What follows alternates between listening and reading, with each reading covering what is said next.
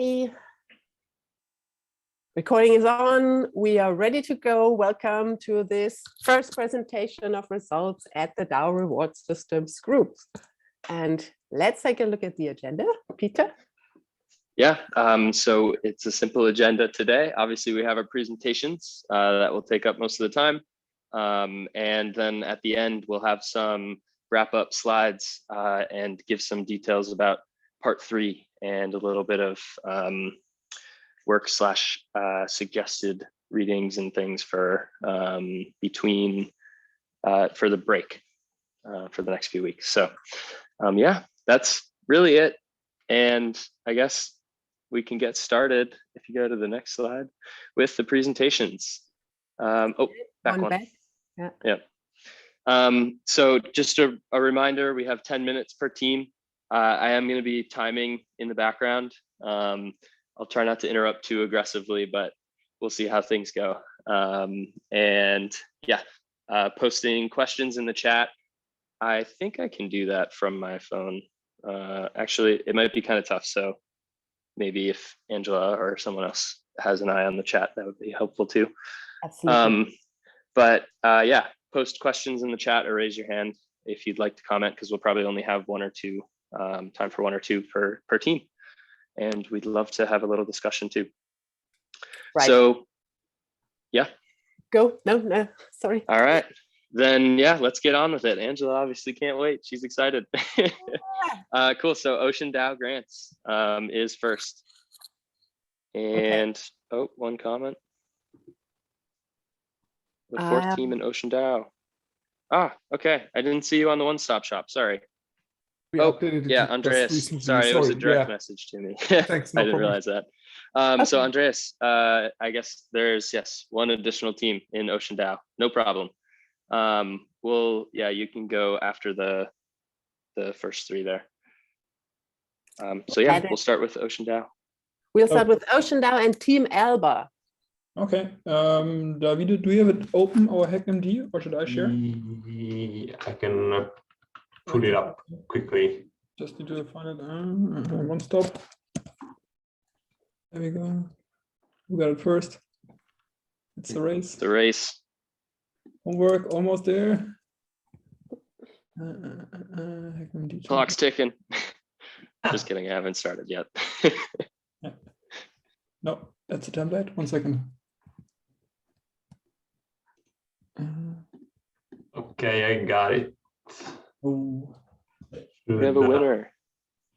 Should I present? Yeah. Oh, you can, yeah, if you want. Oh. My Google's talking to me. Okay. Okay, I got it also, but. Nope. Hey, Google, stop. All right, we see it. Cool. Perfect. So let me actually remove this. Yeah. Okay. Cool, yeah. So, yeah, Davide, John, and I had a look at the ocean rewards. I will start with the first part, how we measure ecosystem healthiness. Then Davide will go and have a look at the analysis we did from the data we received. And then John give like a high-level overview about everything, about the scope. So I said first about the ecosystem healthiness. So we defined certain variables, how you could measure the ecosystem healthiness. One would be the number of projects which are building in this ecosystem. And we found a lot, like Ocean has really a lot of stuff going on there, probably also because of the grants.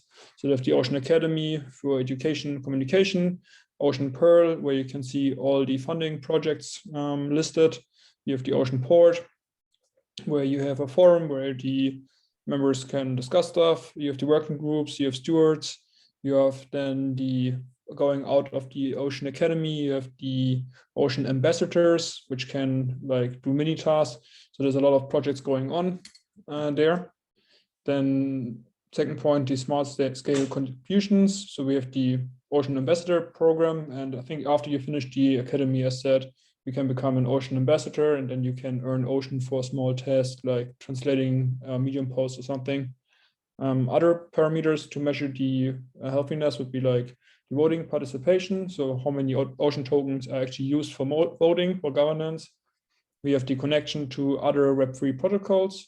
So far, we are aware of like 3 connections. So you can publish on Binance Smart Chain, on Polygon, and Ethereum for sure. And there's a connection with Fetch AI. So I worked on a project which allows Fetch agents to deploy in data token pool on Polygon. So that's like one integration.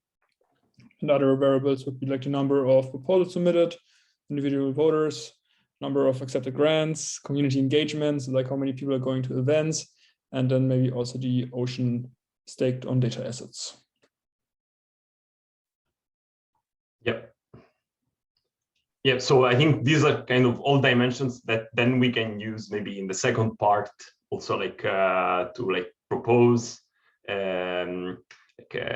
improvements as well as some of the hypotheses we tested. I think like there is some good insights there, and we actually have a few more that I'm gonna briefly discuss at the end.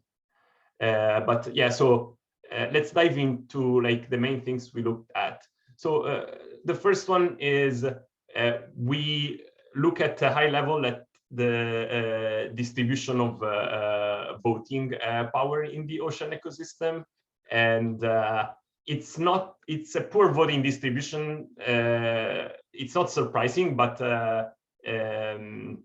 essentially like it's something that it's been observed that like especially in the last rounds where engagement increased in ocean, there was like a substantial whale voting activity which resulted in 25% of the total votes being cast by the top 5% of voters in terms of voting power.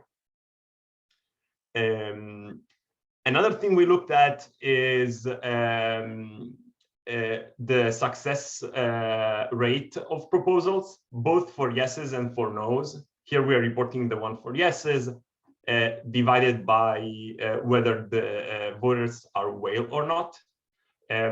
So like this is actually interesting because it seems that even though whales have a ton of voting powers, at the end of the day, the success rate is not that different from like the non-whales. And this holds true also for no votes. So this is quite interesting. We have a follow-up that came up in a discussion with Andrew where he suggested to use some counterfactual analysis where like we remove the whale voters and see if there is flipping. So I was actually working on like defining a metric based on that you can actually compute every time there is a vote. We didn't complete that, so it's not included, but it's something that we are working on.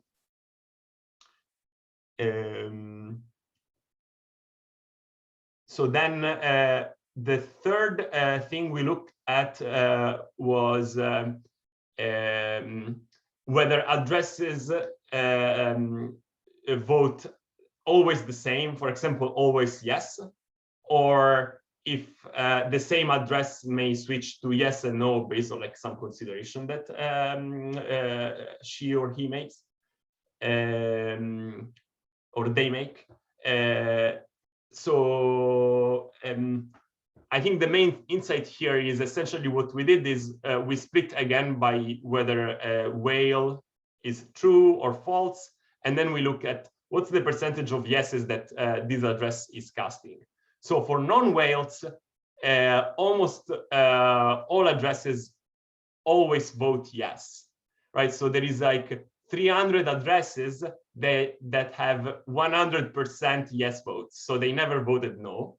And then there is a few ones that like vote no from time to time. Almost no one has a majority of no votes in their history. And then for whales, there is still like a few of them, like 6 of them that always vote yes, but like observationally, like we see a ton more whales, like a dozen whales that vote a majority of no. 5 of them, they only voted no. So they only came out to like just cast no votes. So yeah, I think this is interesting.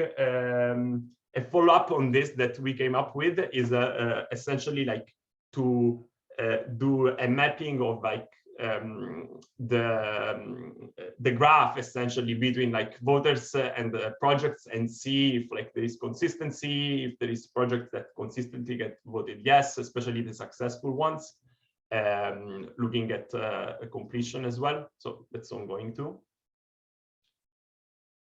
And then the final thing is we went out and augment the data we have on actual our actual votes that were cast with like the data on the total circulating supply of ocean.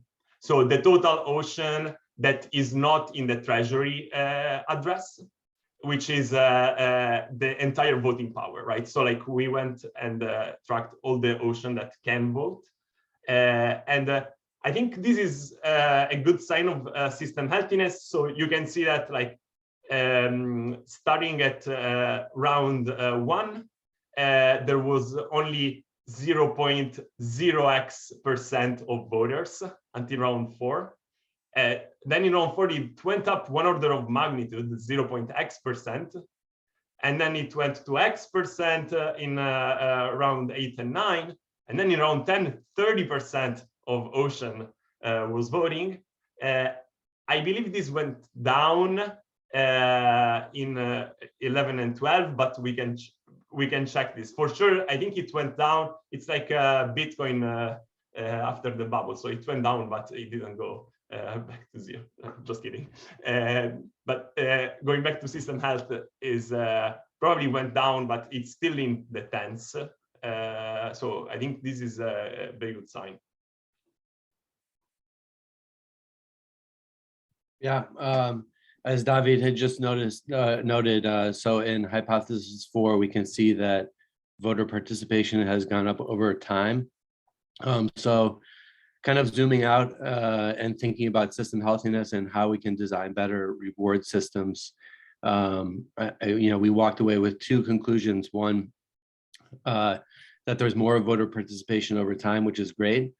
But the fact remains that token distribution is skewed towards whales and governance is token weighted. So OceanDAO runs the risk of allowing whales to disproportionately influence the outcome of votes. So if active contributors begin to feel that the system is unfair, then the overall system healthiness could suffer. And it begs the question of fairness and how the OceanDAO defines fairness. And how can we proactively apply mechanisms to increase fairness, or at least the perception of fairness? So yeah, maybe this is like looking ahead into part 2 or 3 of the class, but we had a few discussions about this idea of fairness, and that ultimately it comes down to a situated kind of definition of fairness for each ecosystem. Assuming that the OceanDAO is aware of these dynamics, they must have structured governance in this way. It doesn't appear that they need something like quadratic voting right now, because there doesn't seem to be a lot of collusion with whales, but the possibility is certainly there.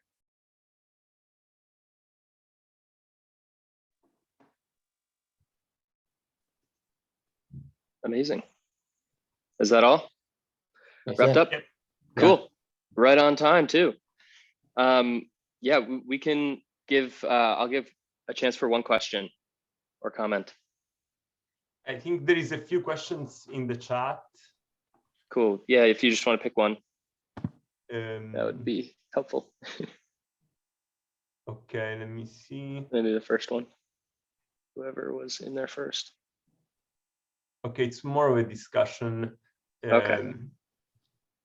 Yeah, so I guess I like this. Andrew is suggesting again, like to do a counterfactual analysis, maybe not only of removing whales, but also like counting votes with quadratic voting. I think it's not a question, but I think it's a good comment. Like it's a good thing to follow up, probably. Mhm. All right. Awesome. Well, thank you so much. That was yeah, really awesome presentation. Great analysis. Would love to see more discussion. Anyone who has comments, feel free to catch them in Discord. Cool. So then second Ocean team would be rNet. I think I have the slides. Yeah, rNet. Next one. Awesome. rNet, where are you? Come on Hey, stage. Yeah. Dog, Elba, and Mark, I think. Yeah. I had to find the microphone button. Yeah. Cool. Okay, so I'm on the stage. At least I'll call it that. Alp, are you here? Yeah. Mark. Good. Mark, you're also on. Okay, great. I guess you guys all have the link to the slides, but I think I will mostly go. No, Alp, you'll start with a few slides, then it's me, and then it's Mark, just so that you guys all get to see each of us. Alp, so take it away, and when we go through the first two slides, I'll take over. Okay, can you share your screen? Yes. Okay, you want me to do it? Cool, I can do that. Give me a Nice. sec. I have a browser Bring issue. this over to the desktop. Desktop one. Okay. Where to go? No. Yeah, it's a lot of windows. Just give me a second to find the window that I just moved over here. There. Just the next two teams are Fringe and SpireDAO. So you might want to get ready for presentation in the background. Yes, Right, that would be so- helpful. Share screen. To share the screen. Looks good. Yes, we can see it. All right, Yes. Alp, tell me what to do. Yes, thank you. Next slide, please. All right. So guys, as we've discussed before, we have considered like health parameters for DAOs. We had more parameters, but we wanted to kind of scale it down for Q4 and Q1, what we're going to do. And with the data that was available, we focused on 2 parameters. And on the Q1 next time, we will concentrate on like contributor activation, and we need a couple of datas on that, such as like a Discord metrics and like a social media metrics, etc., and onboarding metrics if it's possible. For what we have concentrated on is the grant community participation is one of the first parameters that we actually tackled in, and the governance participation into proposals and in general governance participation. So in the first parameter, grant community participation, we taken into account grants. The grants community engagement. So how the community engages with the grants, how diverse is the voters, and then the second we actually concentrate on consistency of the voter behavior. So how these, what are the whale situation within the grants, how different individual types we have within the grants as well. So that goes the proposer diversity. We also put in the consideration under governance participation and the individual voter participation to the governance. So to present the community presence over the decisions of supported grants is the first point, and to present diversity of the governance. So how decentralized and how the, let's say, grantee and grantor relationship works within the community itself. We have focused on, and I'll let David take it away. Okay, just let me switch to a better view. Nice. Good. Full screen, please. No full screen. Okay, I have to do this. All right. So we have developed from those 2 macroscopic descriptions of parameters a lot of possible metrics. I think we have a lot more than we were actually able to explore in depth. Just to give you a little bit of a sneak peek, the details you'll find in the Hack and V4 Homework 4, which I think is actually, it's just too much stuff to put in a presentation. But we have attention per project, which we defined as the number of unique voters per each round. We have something like project popularity, which we termed to be the total attention, but over all rounds, to basically see how much of a footprint do projects actually have if they are participating in several subsequent rounds. Then we have conviction, which is a very interesting metric, I think, that has a lot of more potential if we are able to develop it a little bit further. The details are also as well in our HackMD, specifically the definitions.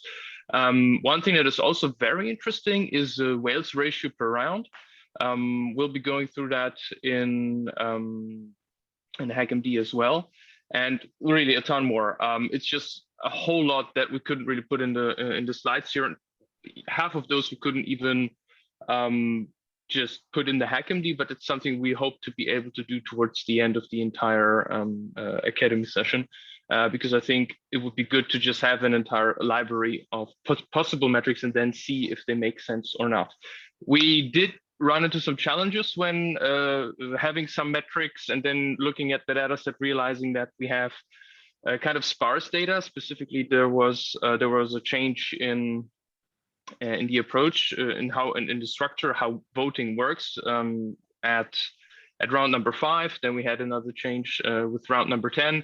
So the fact that over time the data set became richer made it a little bit difficult to establish certain interesting trends for that develop over the course of several rounds. One thing that we sadly a little bit ran into is that OceanDAO in the given data set only deals with ocean. So we had hoped for we could actually explore some treasury aspects that we imagine to be relevant more as a general purpose metric, because not all DAOs are just pure grant giving DAOs that only distribute one token. A lot of DAOs also have a treasury or even subsets of treasuries that need to be managed in some way.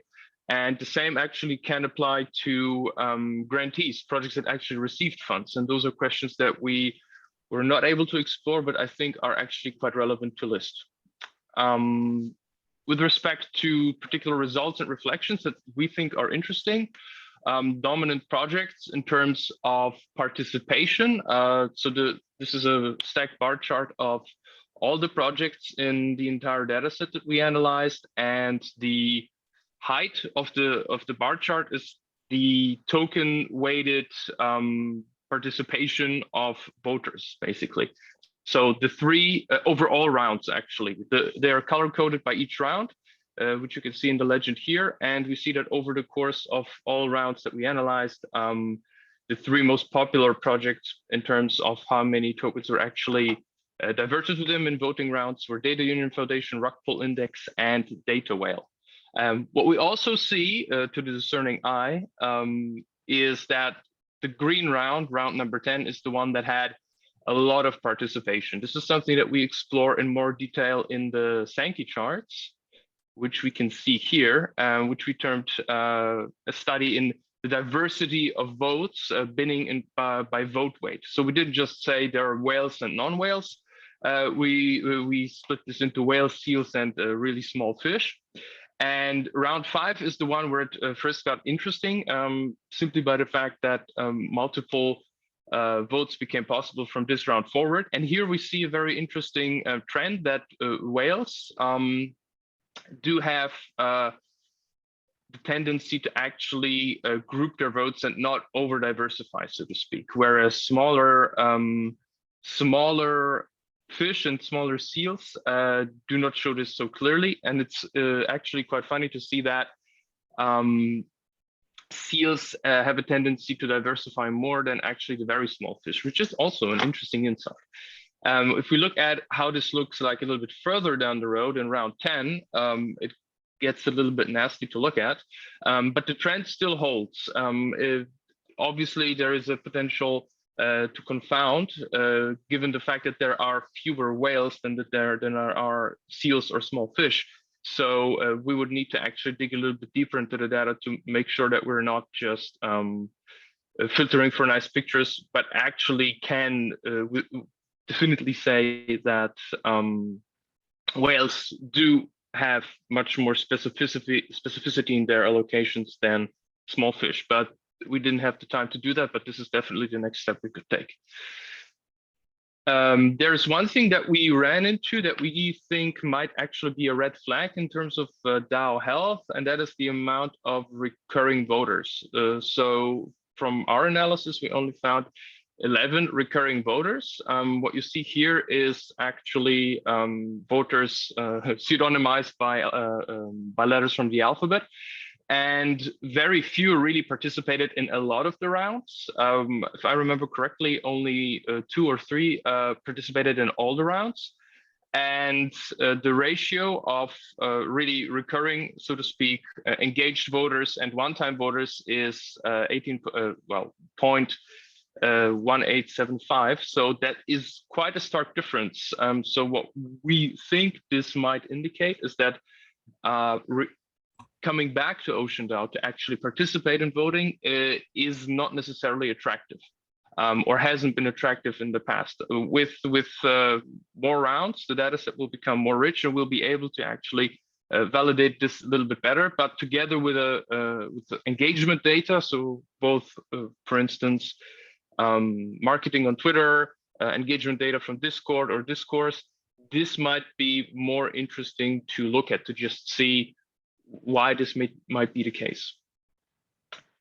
And now we have actually an interactive session from Mark. We're going to be exploring our stacked bar chart a little bit more and project popularity over time.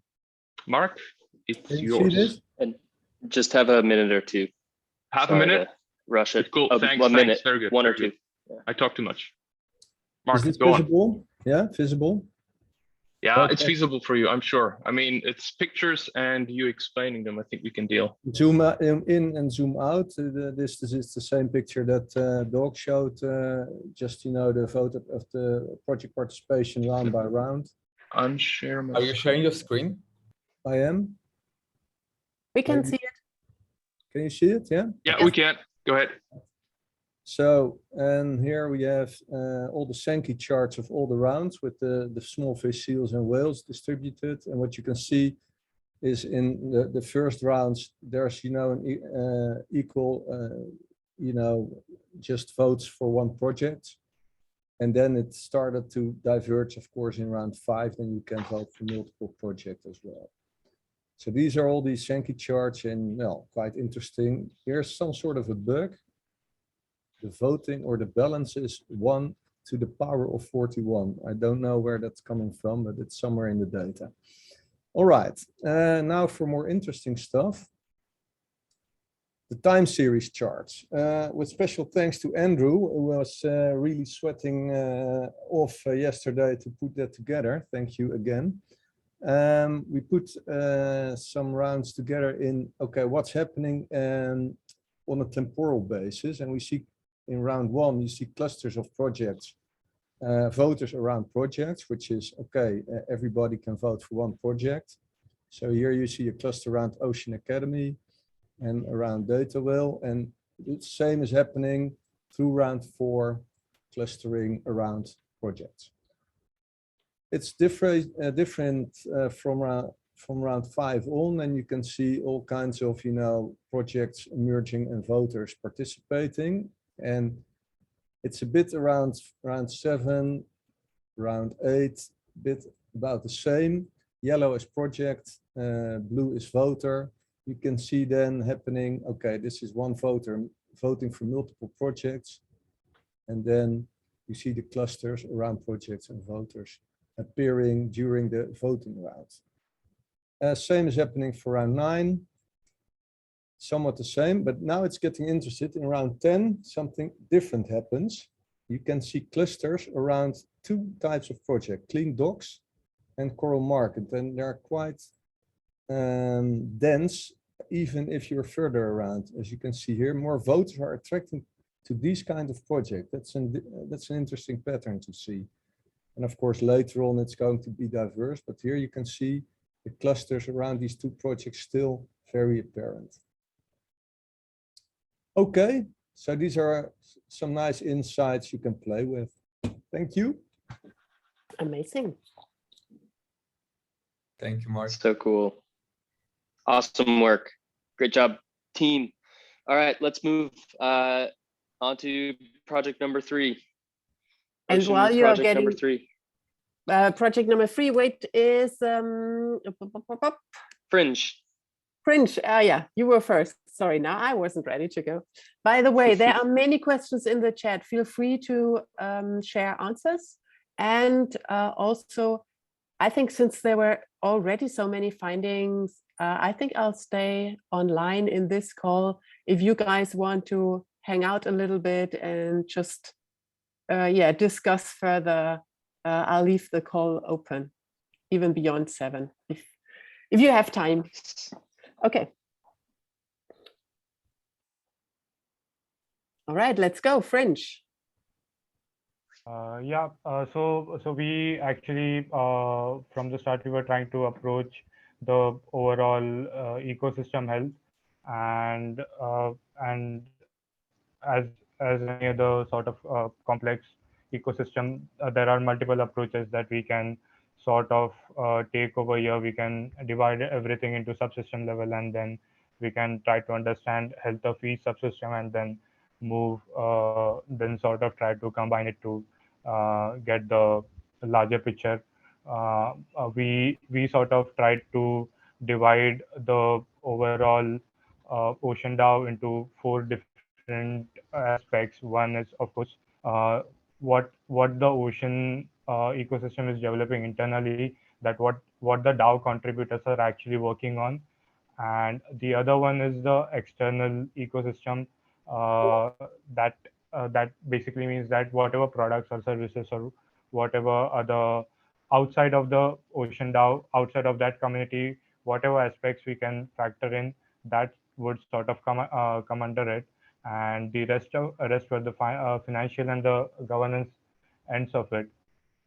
And while sort of defining parameters for these 4 different things, we were actually thinking from 2 parts, like how can we make the subjective data as much as quantitative as possible. Like we didn't want to rely every time on the surveys and stuff to of course it might increase precision to some level, but we tried to take some parameters into account which might give us the overall aspect of it.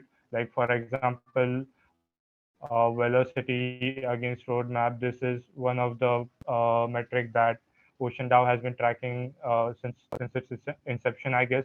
And then there are multiple things like community happiness score. This is not a very much defined metric, but what we understand from this is that that to analyze this metric, basically we considered, okay, if there are less number of support queries or less number of conflicts inside smaller communities, then the community is sort of happy, and that is how we try to factor in the experience part from the community as well. And of course all of these were dependent on multiple things, because not all members are privy to all of the information, or there are there might be different governance levels as well. Like for example, there might be some decisions that a new person cannot participate in on the very first day itself. So we were just brainstorming upon different parameters for a very long time, and similarly we tried to define it for the external ecosystem as well, and same things over years as well, that what is the overall growth that we can see inside the ocean ecosystem. And we were specifically trying to exclude the token holders, because we might count them again over, we might count their experience in the financial perspective, and somewhat later in the governance perspective as well. So like we just wanted to understand what were the sort of growth factors for all of the other ocean products that are there. And like what, and the same thing as community happiness over here, what is the happiness of the people sort of participating in it, then that sort of, as per us, that can be accounted by the number of support tickets or the number of partners that we are increasing over time as the ecosystem is growing. And similar things goes for the financial perspective. This is the completely, you can say, the technical aspect of the token that we can analyze. Most of these parameters we can procure from websites like Etherscan or CMC. They track these things, majority of these things for every token, and the rest of them would need to be tracked, or there need to be processes initiated to track them and recorded them in future. And for the governance, we wanted to specifically factor in governance as well, because grants is a major part of the whole ecosystem, and uh, governance is basically uh, basically plays a major part in analyzing any of the grant. So that is why we wanted to factor in it, excluding from the uh, overall financial and ecosystem sort of parameters. But we didn't analyze this. We didn't analyze data for this because all of the data was not collected, or it is being tracked on some level, but it is not being recorded anywhere as of now. And so we similarly tried to move on towards the uh, towards analyzing only the grants. And as we actually, basically, me and Sam, we both love on brainstorm we both love brainstorming on different parameters, that what we can do and we cannot do. And so we have just listed a lot of different parameters that can be tracked using the data that we have currently. And one of the things that we were trying to procure just day before yesterday was the basic Twitter data, but we couldn't today. And these are majority of the same parameters that both of the teams explained it very beautifully just before this presentation. And so I think it would be okay to directly move towards the analysis part. And again, we couldn't use the fancy charting system that our team rNet showed us. So we majorly used everything from the from Google Sheet. Like, we tried to understand different rounds and how projects and votes were distributed among those 10 different rounds. And same thing, like what rNet mentioned, that we tried to track total voters and number of times they voted no, and total number of rounds they participated. But on a little bit of contradiction to what they mentioned, we actually assumed that if a certain voter is participating in multiple rounds, then it is a sign of a healthy system, sort of, because we do not need to factor in the proof of humanity for that specific voter from that point onwards. But yeah, that is a topic for before discussion, I guess, or experimentation in future.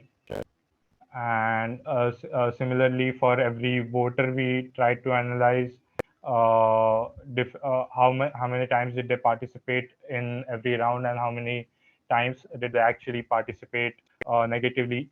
And same goes for analyzing it for different projects. Like there were many projects that participated over multiple times over different rounds, and they got different number of voting each time. There were different number of unique voters added to the pool, or some were reduced till the time they were awarded. and there were many. There were actually, I think, more than 15 projects that were funded at, I think, more than once. And I think those small parameters are really are are going to help us understand how the system is going forward. And similarly, we just plotted, instead of plotting, we just created different tables of how yes and no votes were added to the pool over time, because we were really concerned about the social influence that people can bring in. For example, if Peter is an well-known person inside the community and people are aware of his voting patterns, that can be easily influenceable by the other voters as well.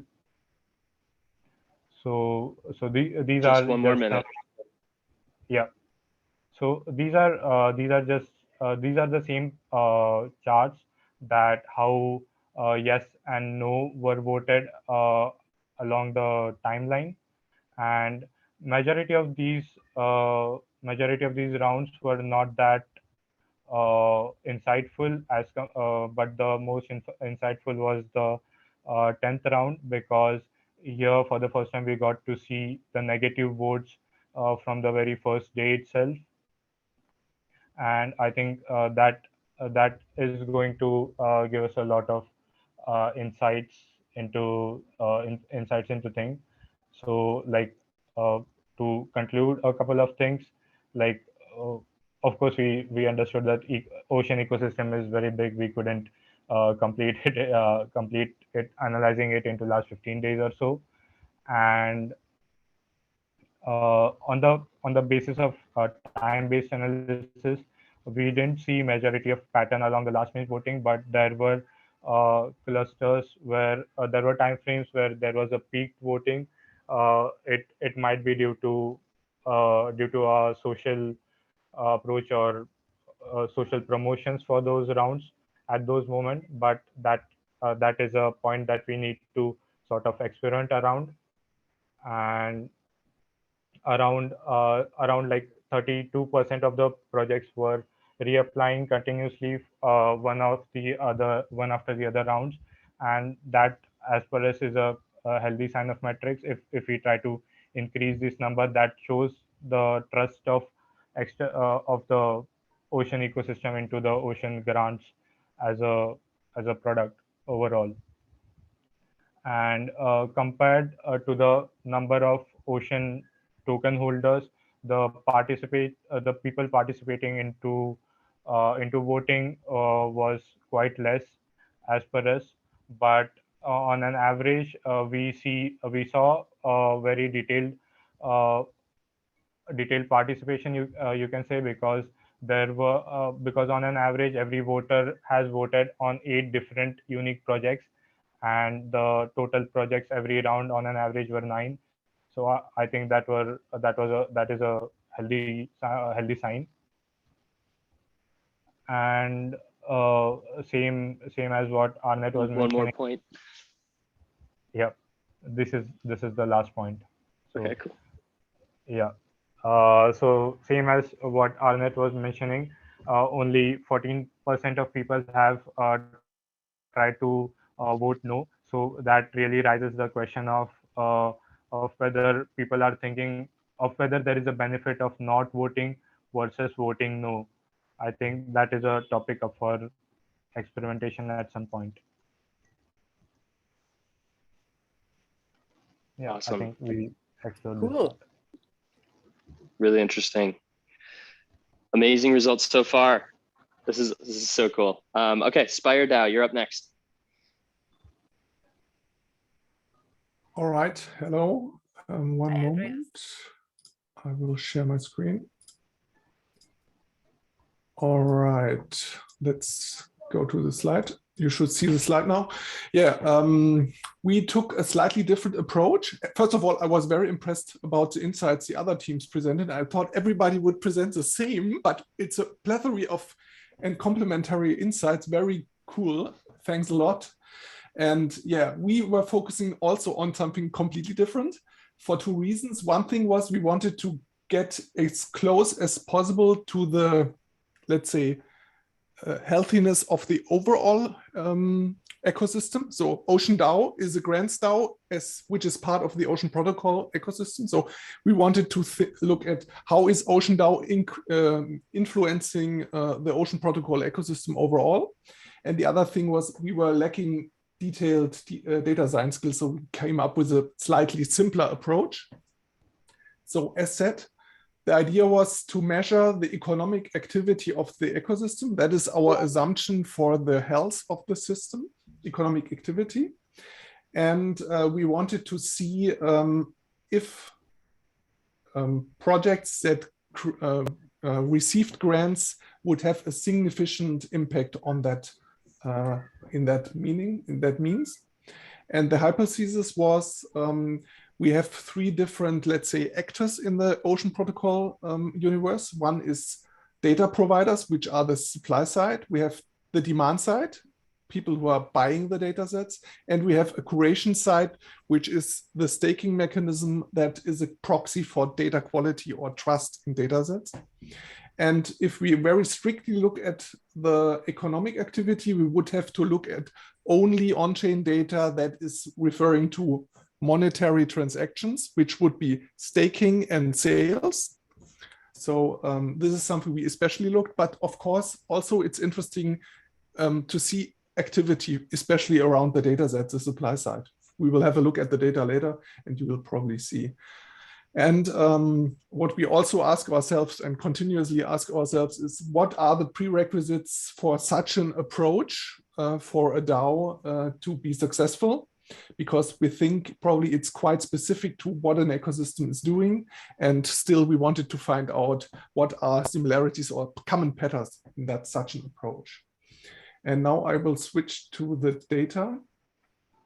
You see the 20 most active data publishers on the Ocean marketplace. This is only one part of the ocean ecosystem. So we are missing a lot of other things, but we didn't have the data. So we just looked at that. And what you also see is, and this is the green lines, we have identified 4 grantees of the OceanDAO grants that were publishers of data also. And what you, for example, can see is 3 out of the top 5 data providers in terms of liquidity, meaning staking, trust in the data sets, have been supported by the Ocean Grants DAO, which is quite high number, I would say, as we just have 4 in total.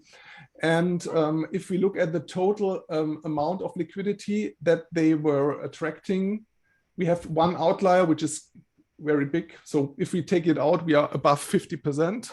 So again, here also quite significant correlation here. And that is mainly the side on the data sets and the liquidity that is staked on the data sets. And then we found out there's another dimension, the total sales, meaning how many data sets have been sold. And there we see we have players that are not supported by the grants that were coming up with quite high numbers. So it looks like that this kind of activity is not that well covered by the grants. Yeah, probably this is the most important, most interesting things. And yeah, if you look, 11 or 12% of all of the sales have been done by grantee recipients. So in terms of data providers, data set, liquidity, high correlation, and in terms of sales, lower correlation. So it's assumed there is an assumption there are people that are not covered by the grants that add value at the end. And what we were not able to analyze was other players, for example, who is curating, who is buying the data sets. So we did not find out any correlations to any grantees in that roles, which is also quite interesting, I think. And yeah, what we also would find interesting is finding out something about, let's say, network effects, or also looking at other aspects of the Ocean Protocol ecosystem beyond the ocean market only. So probably it would give a fuller picture if you would look at other aspects of the ecosystem too. Yeah, that's it from our side. Awesome. Thank I you. Really think there's a interesting. Yeah. question in the chat. Is a public versus private distinction here? Andrew, what do you mean? I mean, and you know, you can think about projects that are funded by the community as being more public, and then ones that aren't getting grants as being more private. And we see that divide in, you know, the meat space governance. So I was wondering if there's any sense of that in this community. Agree completely, especially for Ocean Protocol. There's a lot of things not active on the Ocean marketplace, and for example, Gaia X and other things that are very big that are covered by grants, but not via our analysis. So it would be very interesting to have a fuller picture. Yeah. Very cool. Those are going to be really, really interesting insights to take into part 3 as well. Yeah, fully agree. And I also agree that it's amazing to see the variety in approaches. And yeah, this is just a lot of food for thoughts. Thank you so much, everyone. Sweet. Okay, then we can move to the near teams are up next. And I forget, I think it was 3 Dots is first. It's 3 Dots here. Yeah, this is Shadi from 3 Dots. I'll be joined today by with Tomas, and we're going to go through a reward system analysis of the Sputnik DAO. So let me pull up our HackMD. We'll start off with kind of a broad overview of the composition of the problem and understanding the ecosystem, followed by a little dive into our hypotheses. And Tomas will take us through some interactive notebooks to produce some really beautiful visualizations and hopefully some insights as to how the ecosystem is structured. So for those who haven't had the pleasure of diving deep into this content like we have and becoming familiar with the Sputnik DAO, the Sputnik DAO was really an innovation necessity that was launched by the NEAR Foundation so that it could become autonomous, sustainable, and community governed, specifically for providing funding into the ecosystem and growing organically in the true vision of a Web3 system, right? So this was initially capitalized with $1.5 million about a year ago now, I believe. And the idea was to submit proposals submitted by anyone in the community, so anyone who held a certain amount of NEAR and then had a great idea of how to grow the ecosystem, and to accomplish the following goals. Making funds available to valued contributors. So can we actually build momentum and positive feedback loops to grow the ecosystem? Incentivizing communities to rally around ecosystem projects, so signaling and identifying directions forward in this roiling mass of internet humanity. And then onboarding additional guilds, which are kind of like DAOs, but really highly specialized crack teams that tackle specific challenges. There's also this goal to further accelerate the transition to this community, the V2 of the Sputnik DAO, the Astro DAO. And lastly, and most interestingly, I think, and this will kind of feed into our hypotheses and some of the analyses that we've performed, is creating these kind of established verticals, starting from nothing, but setting these verticals up so that we can the DAO could integrate different components of the ecosystem and bring on good contributors, positive contributors into this trusted council. So how do we kind of build out this really strong fabric for a community where we bring in positive members that are providing good feedback or good contributions to the ecosystem and have them kind of link up into a chain so that additional people could be onboarded and the effect could be spread throughout the network. So a little bit of history at public launch. There was this kind of community council and they commissioned this specific squad DAO to go out and get some information about how this was all working a couple months later down the road. And they identified several bottlenecks. Some of them are, I think anyone who's working in the space are going to sympathize with these. DAOs 24/7, so it's impossible to review proposals. Oftentimes proposals would expire before they could be reviewed, which caused a lot of friction and kind of put an upper limit into the momentum of the how fast the ecosystem could grow. So overall, there's just information deluge, non-standard templates, and it's very difficult to track outcomes or even measure value, right? So there was a proposal to kind of embed the community squad DAO in line kind of with that fifth goal that we covered, of building that fabric for a strong community by having trusted members.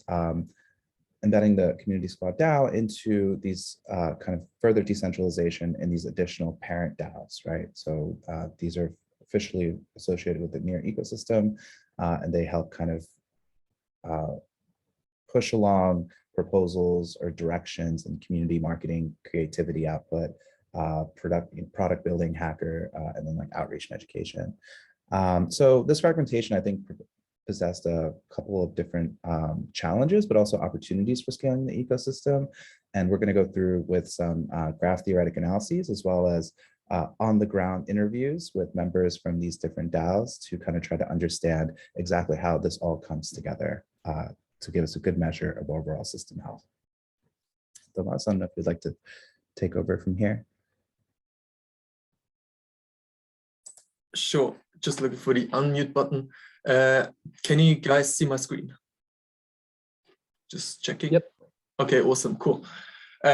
So to start with the first hypothesis and our, or maybe let's start with why we chose this approach. Like Shadi in the beginning already gave a lot of context, and I think this was one of the biggest challenges for us when we started the analysis, to understand how is the near ecosystem set up, how like what is going on really, and how do the components interrelate. So I think it was quite natural to go for a quite visual approach in the beginning. And this is also the majority of what you're about to hear. And the second step is really then to quantify the different things that we see in here. So we defined, so we have different questions that feed, or like different hypotheses that feed into our health metrics. For the sake of this presentation, I'm going to focus on the health, how we defined ecosystem healthiness, which was a lot informed by the interviews that Rodolfo and the others conducted. So we understand ecosystem healthiness as an ecosystem where network of value flows is established. So moving part, and it's very interconnected. That is kind of the idea. So this graph here shows you the funding flow from DAOs to individual addresses, other DAOs. So essentially how the data is structured, you have the DAO where the proposal was made, on which forum the proposal was made. And then you have the target, so where the funds were flowing to. And this is exactly what this graph shows you. And you will see a lot of different colors, and you see a lot of different shapes. And essentially what they mean is the squares are different DAOs. The just random dots are essentially the normal near addresses, as you can see here, like Sputnik DAO is always a DAO. And the stars are the council members of different DAOs. So that make proposals. And I think the interesting thing you see directly is that they often act as connectors. And that seems to also be like, this is actually one thing we're going to look at later, or that I want to look at in the future and quantify more. But okay, coming back to this. So what you can see, so how does this look in relation to ecosystem healthiness on first sight? So what we see is that some DAOs, that there are some interrelations, yes, but they could be more connected. So to what extent it is something I think I would like to definitely quantify later. And you see that often the connections are not direct, but they go through either other DAO or community members rather than building a direct connection. This is maybe something that needs to be improved.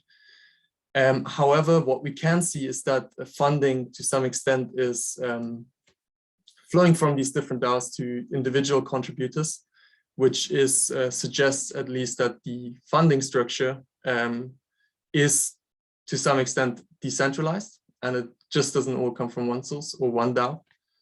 So that's interesting to note. And also the edges, you see there's certain connections that are stronger, where more funding flows along, which is a thicker edge. Yeah, and you see that there are certain connections. And one thing that I forgot to mention in the beginning, it's only 14 DAOs, so we only got actually data from the forum proposals of 14 DAOs. It would be really interesting to see how the data looks like with more DAOs. So for instance, what you see here is ArtDAO. You see here two direct connections from human Sputnik DAO and from the marketing vertical. And it would be interesting to see how does that now relate. So maybe even if you could get more data, could get a lot more interesting insights. So the second thing of what was stated, in about 1 more minute. 1 minute, okay. Oof. But essentially, I'm going to jump to the third one, but because the second one is a organic, self-sustaining, growing ecosystem that is not dependent on central funding. And I mentioned this in part, but we can see it's not based purely on central funding, but we do not know the source yet. And this is something, or we do know the source, but we cannot show it in the data. And this is something we have to look at more, maybe qualitatively, sorry. Or yeah. And the last one is active participation and output. So to some extent, you can see. I'm not sure your screen's changing for me. Okay. Yeah, okay. Yes, there we go. So active participation. So what we can see here is that we have different, like the different colors are different DAOs or are contributors of different DAOs. We see some interconnection, but we see a lot of target proposals and targets do that for themselves. So there's definitely some more interconnection where the proposer of a proposal could be different from target. I'm butchering this a little bit, but I'm going to pass it back to Shadi to give him an opportunity also to show or share a little bit the qualitative findings. But in terms of future approaches, it's now about quantifying a lot of these metrics. So looking, for instance, at who are the brokers in this network and how are they connected, or like to what extent are they connected. So Shadi, if you have a couple of minutes, then I would pass it back to you to just give more insights on the qualitative part. Cool. Yeah, we can do 1 more minute, Shadi, if you'd like to. Yeah, I don't want to run over at all, so I'm going to wrap it up really, really quickly. I will just, I won't even screen share. I'll actually just post the link in the chat here, and you can all go ahead and read to all your fancy, all the details. But so overall, you know, we did this big picture look at kind of where the value flow is happening, with the idea of really kind of addressing whether the DAO, Sputnik DAO, is addressing their goals of facilitating trust verticals within the DAO, and then establishing this this kind of community fabric, so that there's trust that's kind of embedded within the ecosystem. And we kind of see that starting to happen, right? So we see there's a decentralization of funding that's starting to happen. We're seeing kind of like a growth of the DAO to cover the different domains that have been targeted and signaled as positive value adds for the community.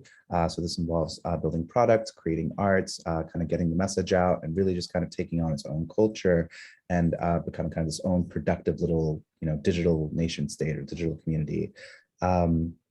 And so, you know, this was really backed up with the case studies where we found that a lot of the pain points that we discussed earlier were reiterated in terms of scaling the DAO, a lot of proposals going into, you know, timing out because of feedback issues, and how that's kind of changed over time with the introduction of kind of like this more decentralized approach. And let's see, so everyone's looking forward towards Astro. And it seems that there is a kind of like positive examples to lead from. And so NXMDAO was identified as one of those, and would probably be representing a lot of those council members across these different DAOs. And so, yeah, lastly, I think it's important when we're looking at communities like this to take a hamburger approach where you provide a top bun for a big picture quantitative overview and a bottom bun where we're looking at the actual individuals, which are humans and that are nodes in this ecosystem and how they're all coming together. And as we decentralize, we have to keep in mind the constraints that will be imposed not only in a large scale emergent ecosystem like a DAO, but also the individual constraints of those nodes, those humans. So some positive or some future directions will be kind of understanding a little bit more detail where the value comes from, expanding our data set to include more DAOs and to more carefully look at graph theoretic measures, looking at community-centric measures and more sophisticated flows of value. And that's it. And you can go ahead and take a look at the HackMD if you want more detail. And sorry if I spoke too fast. Thank you. So cool. No, that's all such good information, and it's a huge topic, so it's so hard to squeeze it all in. But awesome job. And obviously, everyone should read the document, talk to them, ask questions, but afterwards. So let's move to Uncommon Common was next. Awesome. All right, so yeah, thanks to the 3 dots for doing a great overview of the nearest Sputnik DAO. So I'm not going to do that. Similar idea in terms of take a big picture approach of the Sputnik DAO. We definitely noticed, similar to the 3 dots, that there's a big push towards this ecosystem creating energy and movement towards the promotion of NEAR and the Sputnik DAO itself. But we also heard that its ambition was to help just others create DAOs for missions that were important to them, not just missions important to NEAR or the Sputnik DAO as a framework itself. So our hypothesis was that in a healthy system, we should see many funded, active, and diverse DAOs. So really looking for that long tail of DAOs. We saw some big DAOs that were called out that were tightly coupled to NEAR, but we were really looking for those kind of long tail, smaller DAOs. Criteria funded, so they needed to have more than 0 NEAR in their treasury to allocate to projects that are important to them. Active, so that they had to have active or successful proposals that they were putting forward. And then diverse, so the mission would be uncoupled from NEAR. So it wasn't just to promote NEAR or promote Sputnik DAO, but it was in fact to support a kind of self-propelling mission that was uncoupled from the NEAR Foundation. And then we also wanted to look at funding flows. Our hypothesis was that in a healthy ecosystem, we should see an increase in number of DAOs giving and receiving funds. So not just the same DAOs giving, but over time, we wanted to see more DAOs giving, as well as diversity of DAOs receiving funds. So it's not just the same DAOs receiving funds. So that was the analysis that we took on. I'll pass it on to Juwei to walk us through that. Yeah. Thanks, Ray. So the first thing we're looking at was the number of DAOs receiving funds. So again, we're using the similar data like 3 dots. So we don't have really enough information about who are giving funds. Like at most there are 2 to 4 DAOs that are giving funds. But the number of DAOs receiving funds, we can see this increasing trend, like starting quite low, then reaching sort of peak around September. And it peaks at September because that's when the version 2 Sputnik, which is Astro DAO, was launched. And at that time, many DAOs were switching to Astro or like running both on Sputnik and Astro at the same time. So like if we have data on Astro and combining them, probably we can see an increasing trend overall. So that's the first graph. And the second one, we're also looking at the total volume of volume of fund being transferred between DAOs. And again, we see this increasing trend and peaked at September. So I think that's a similar insight, saying this platform is indeed increasing and benefiting more and more DAOs. And then Astro was launched and many of them moved to Astro. Yeah, and we're also here doing this network visualization, but we were extracting only the funding flow between DAOs, so not including the funds that are DAOs giving to an individual wallet.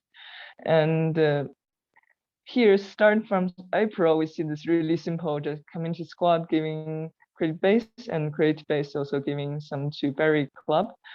So here the nodes with the circle are the DAOs that are giving, and the width of the circle is how much they're giving in total.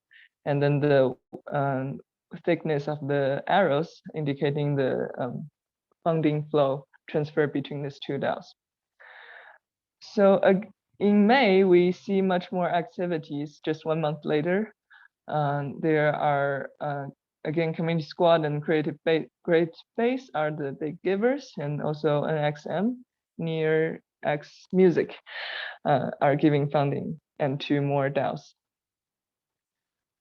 As time goes, we can see more layers of connection and more complexity. So here's the activity in September. We here can see like even 4 layers of this DAO giving. So that is the increased depth of this connectivity. And also in October, is still many DAOs were receiving money despite Astro was already launched. And again, I want to emphasize this is totally not the full picture because we only have the data from 14 DAOs that are giving funds. So all of this smaller DAOs that seems are only receiving, that could be not the truth, that they could also be giving funding, and there's more circulation in the system. We just don't have that data yet. And the next big part, as Ray just mentioned this, we at first mentioned just was really confused. It seems like many DAOs were built upon the purpose to promote NEAR through arts, through music, through different events. But then if Sputnik is trying to just be the DAO of DAOs, to having people also organize for many other purposes, is that mission being served well? So here we're categorizing the DAOs just into 2 categories based on their mission statement and sometimes based on their actual proposals to see are their mission aligned with the NEAR promotion or not.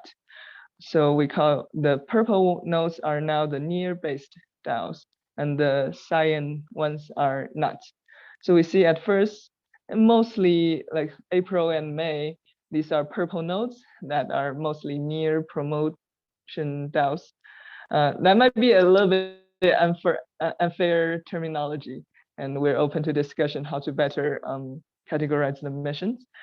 But then, like in September, we see more DAOs that are like not really NEAR related. The gray ones are like we're not sure, so probably they're also not purely NEAR related.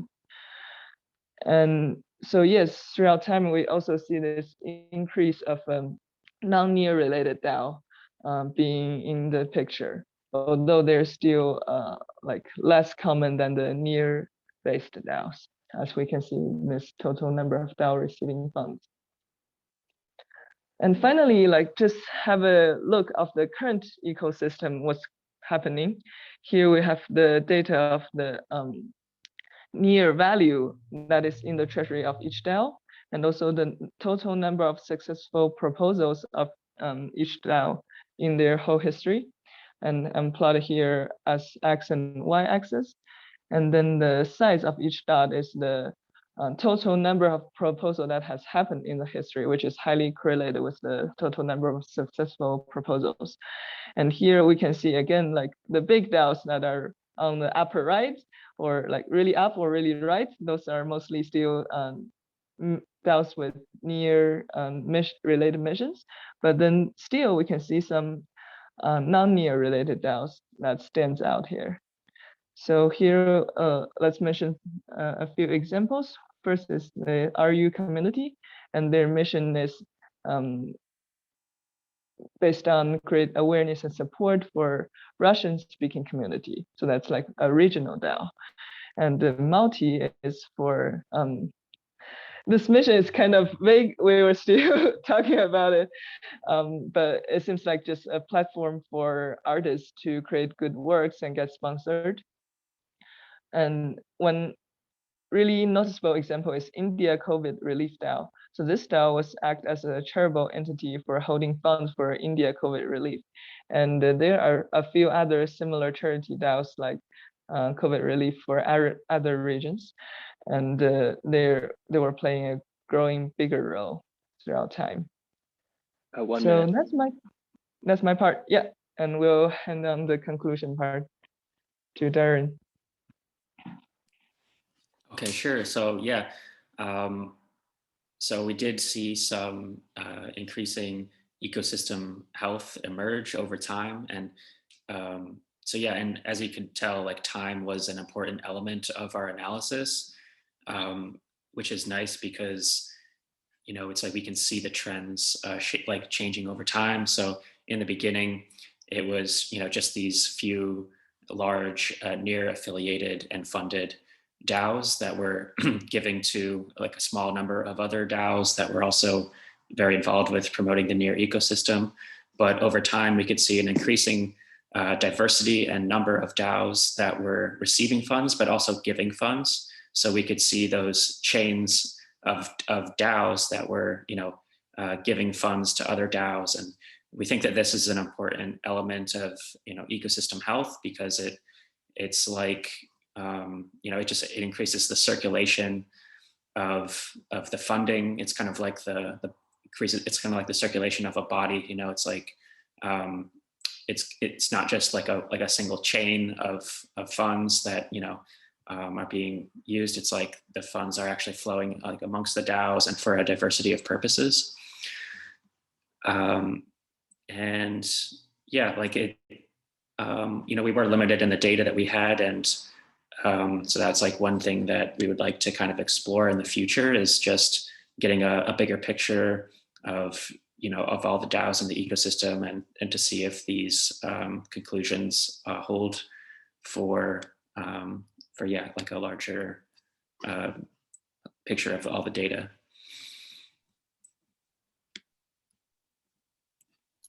Very cool. Great. Thank you, NEAR team 2. Now the final NEAR team, I believe, tip over. Walter.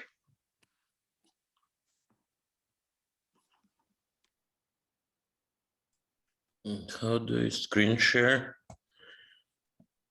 Should be a button at the bottom of your screen that says share content. Okay, great. 1 second. Right. So I'd like to start by thanking, people who shared some work on the spreadsheet. That was definitely instrumental. I wish there was more communication along the way, because I think I would have learned more stuff. I was kind of figuring it out on my own. Okay, this one. Did that work? Can you guys see? Yep, all set. All right, brilliant. All right, so this was based on just trying to do as much interesting stuff with as little effort as possible. So what I started looking at, because this actually interests me, is the way voting processes work. Indeed, like those voter turnout kinds of things. I mean, there is detail in every bit of that. So I started looking not only at the outcomes, but kind of the composition of the votes. And just so happened that when I looked at the two, I guess I'll scroll down.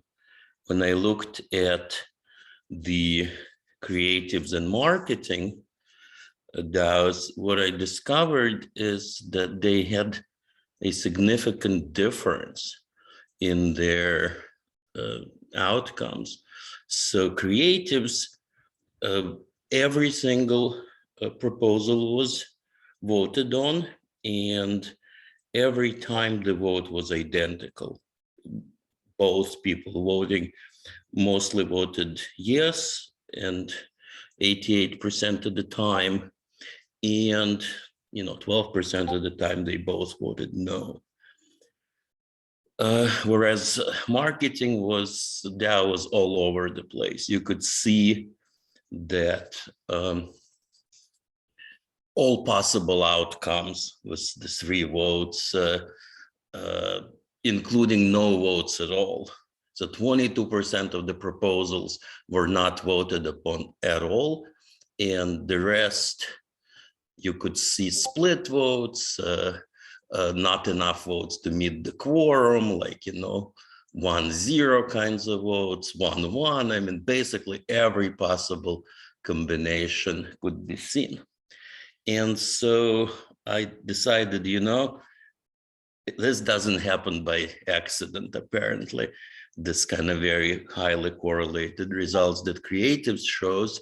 So I looked at 2 more, humans and cog, and lo and behold, it turned out to be fortunate in that cog is even more correlated than creatives, or literally, not only was every single proposal voted upon, but all except 1 were approved.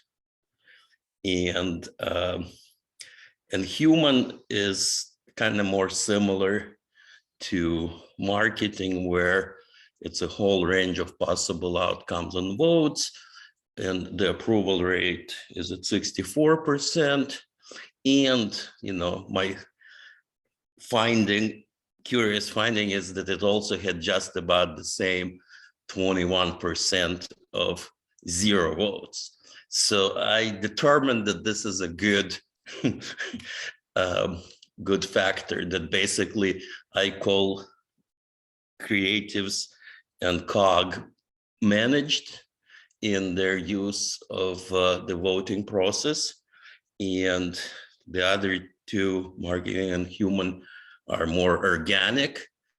And I think they just take proposals as they come, and people vote kind of independently, so the whole range of outcomes show up. Whereas the other 2, what I think happens is they predetermine which proposals they want, help people draft the proposals that have the terms, amounts, schedules, whatever it takes to get approved. And so they get these much more correlated, and in a sense, more positive outcomes. More proposals get through the system, and I wouldn't be surprised if they're better proposals in terms of the fit to the desired purpose, as determined by the people on the council. Now, of course, in voting, we're used to the democratic process where it's not supposed to be highly correlated and highly orchestrated and pre-negotiated behind the scenes in those smoke-filled rooms, proverbial smoke-filled rooms. We want some of that spontaneity, but indeed in research grants and similar, that is actually the normal processes that you get to talk to your granting whatever representative, you get feedback, because ultimately it's not about differences of opinion, it's about arriving at a proposal that people can fund. So yeah, no vote turned out to be a very highly discriminating factor. And since I wanted to show you more, mapping them, the proposals on the time scale with the log on the amount, just to kind of spread them out. Visually, you can see that they all look pretty much kind of all over the place. Basically, the amounts and the time scales are roughly distributed. There are some phenomena here until you get to COG. And COG ends up being basically 3 monthly payouts, where basically there is one payout of like 11 or 12,000 units, and there are batches of payouts at the rate of 1 to 2,000 units. So here is an example of basically a recurring payment schedule. And remember, this is the one that's like 97% approval rate.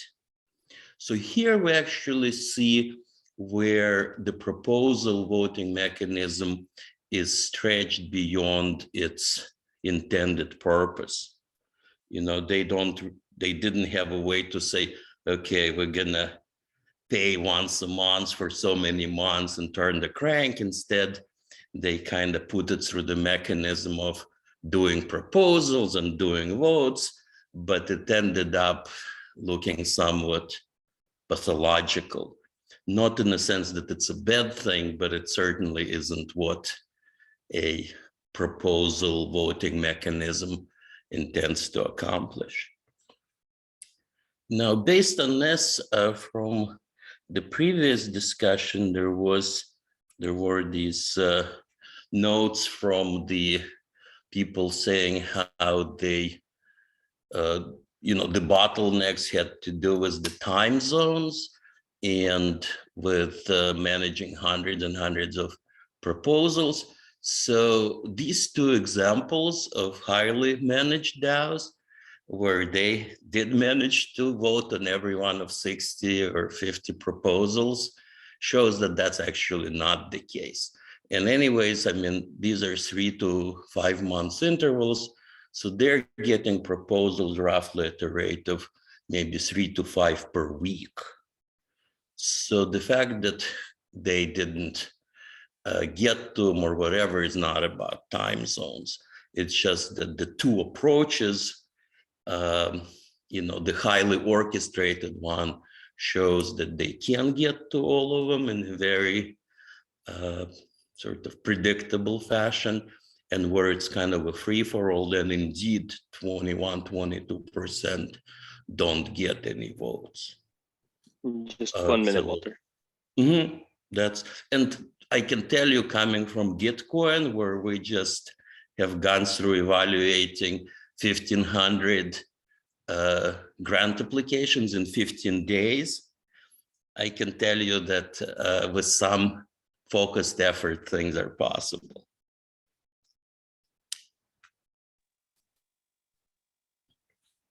Thank you. Awesome. Yeah, very cool. Yeah, it's super interesting to see the patterns, time series. Thank you, Walter. And I noticed James jumped in. James, do you want to add any comments or anything about what the Near teams have been working on? It's great to have you be able to join too. Yeah, I just wanted to say thank you, because it's amazing to see all the great insights and with different approaches and sharing knowledge across teams. We're going to really benefit. Like, we've already started using the knowledge gained from this experience, and I'm looking forward to phase 3. I wanted to drop a link to our new source of data for SpireDAOs. It's been harder to focus on improving the infrastructure around Sputnik DAOs because we have Astro, and this new platform, DAO Stats, will give you all the information as we're looking ahead to improving Astro and other DAOs on Near and beyond. Sweet. Yeah, I echo the collaboration excitement too. I think it was a total team of teams effort to tackle all of the onboarding and context for NEAR. So really awesome job, everyone. Thanks for all the work. Great. Really so exciting to see the variety of results. Cool. And then let's jump on over to the TEC teams. And just looking at time, I think we will be going a bit over. I guess it shouldn't be a surprise at this point, but there's just too much to cover. So if that's well, we won't be ending the call early, I guess is what I'm getting at. We won't be ending the call early, so everyone will have a chance to present. And yeah, hope you can stick around. So the TEC teams first. Angela, did you have a chance to look? Yes. Wait. First team is DAOnysious. So this is Aloysius and.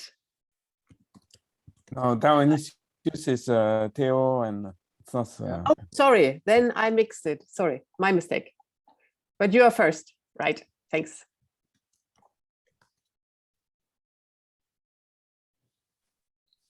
Is Pedro? Hello, everyone. So it's us? Yeah. Or okay. Yeah. Okay. So there's the slideshow button. Yeah. Okay. There you go. So we are the DAOnysious team, and this is our hopefully brief presentation about analysis on the praise system. First of all, a little bit about Token Engineering Commons, which has part of its mission is advancing the field of token engineering in a regenerative way, stewarding the cultivation of resources to accelerate the creation of robustly engineered models, modular tools, standards, and educational opportunities. I think we all have heard one way or another about the Ostrom principles developed by the Nobel winner Elinor Ostrom. Among the 8 principles, the TEC found like a core goal or part of its mission to adopt those values on governing its commons. And one of the systems that the TEC developed is the praise system that we will see on the next slide. Yeah. So basically, it rewards contributions in the build phase of the token engineering commons with tokens at the end of the hatch phase.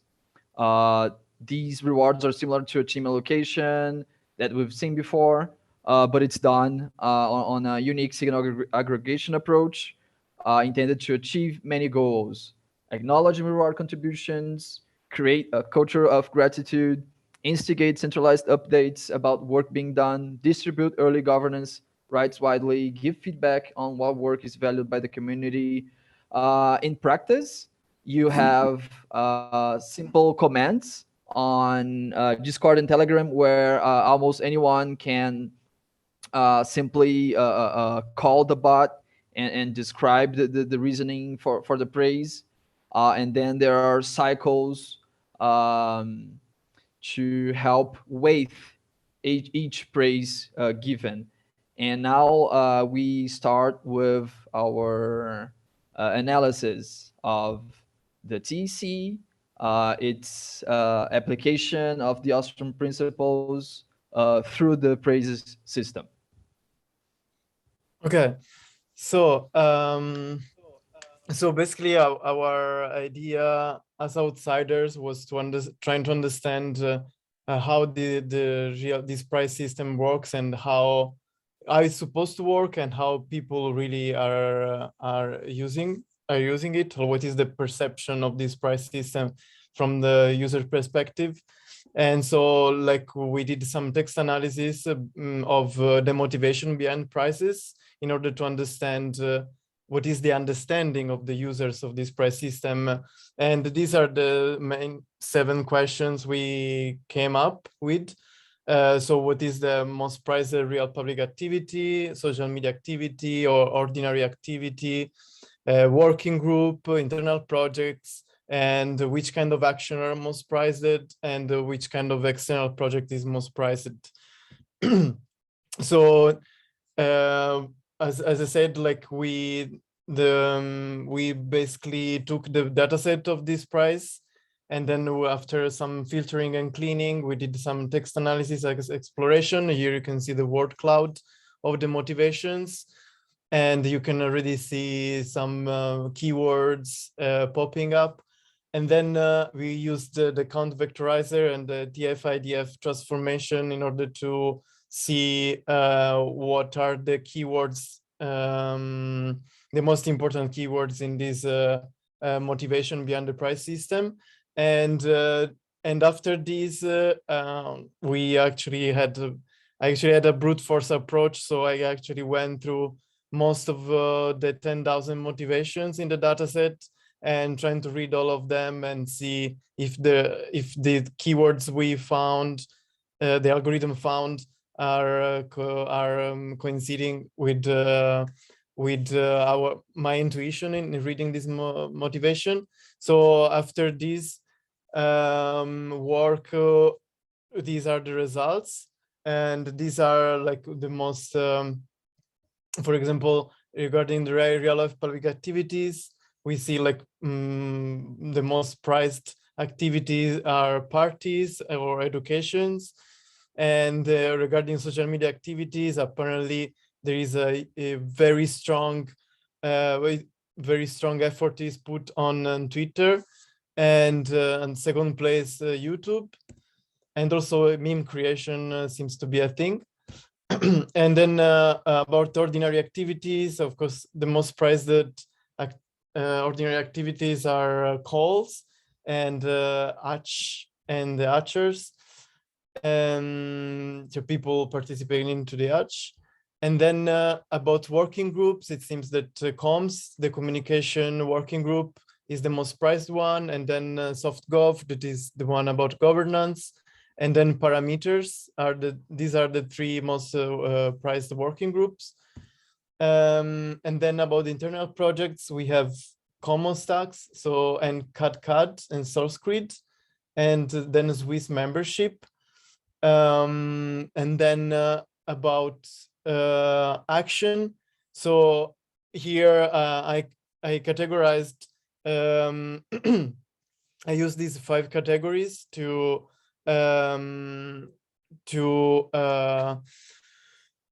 group all those actions that, for example, are related with communication. So communication means, like, for example, presentation or someone giving a talk, or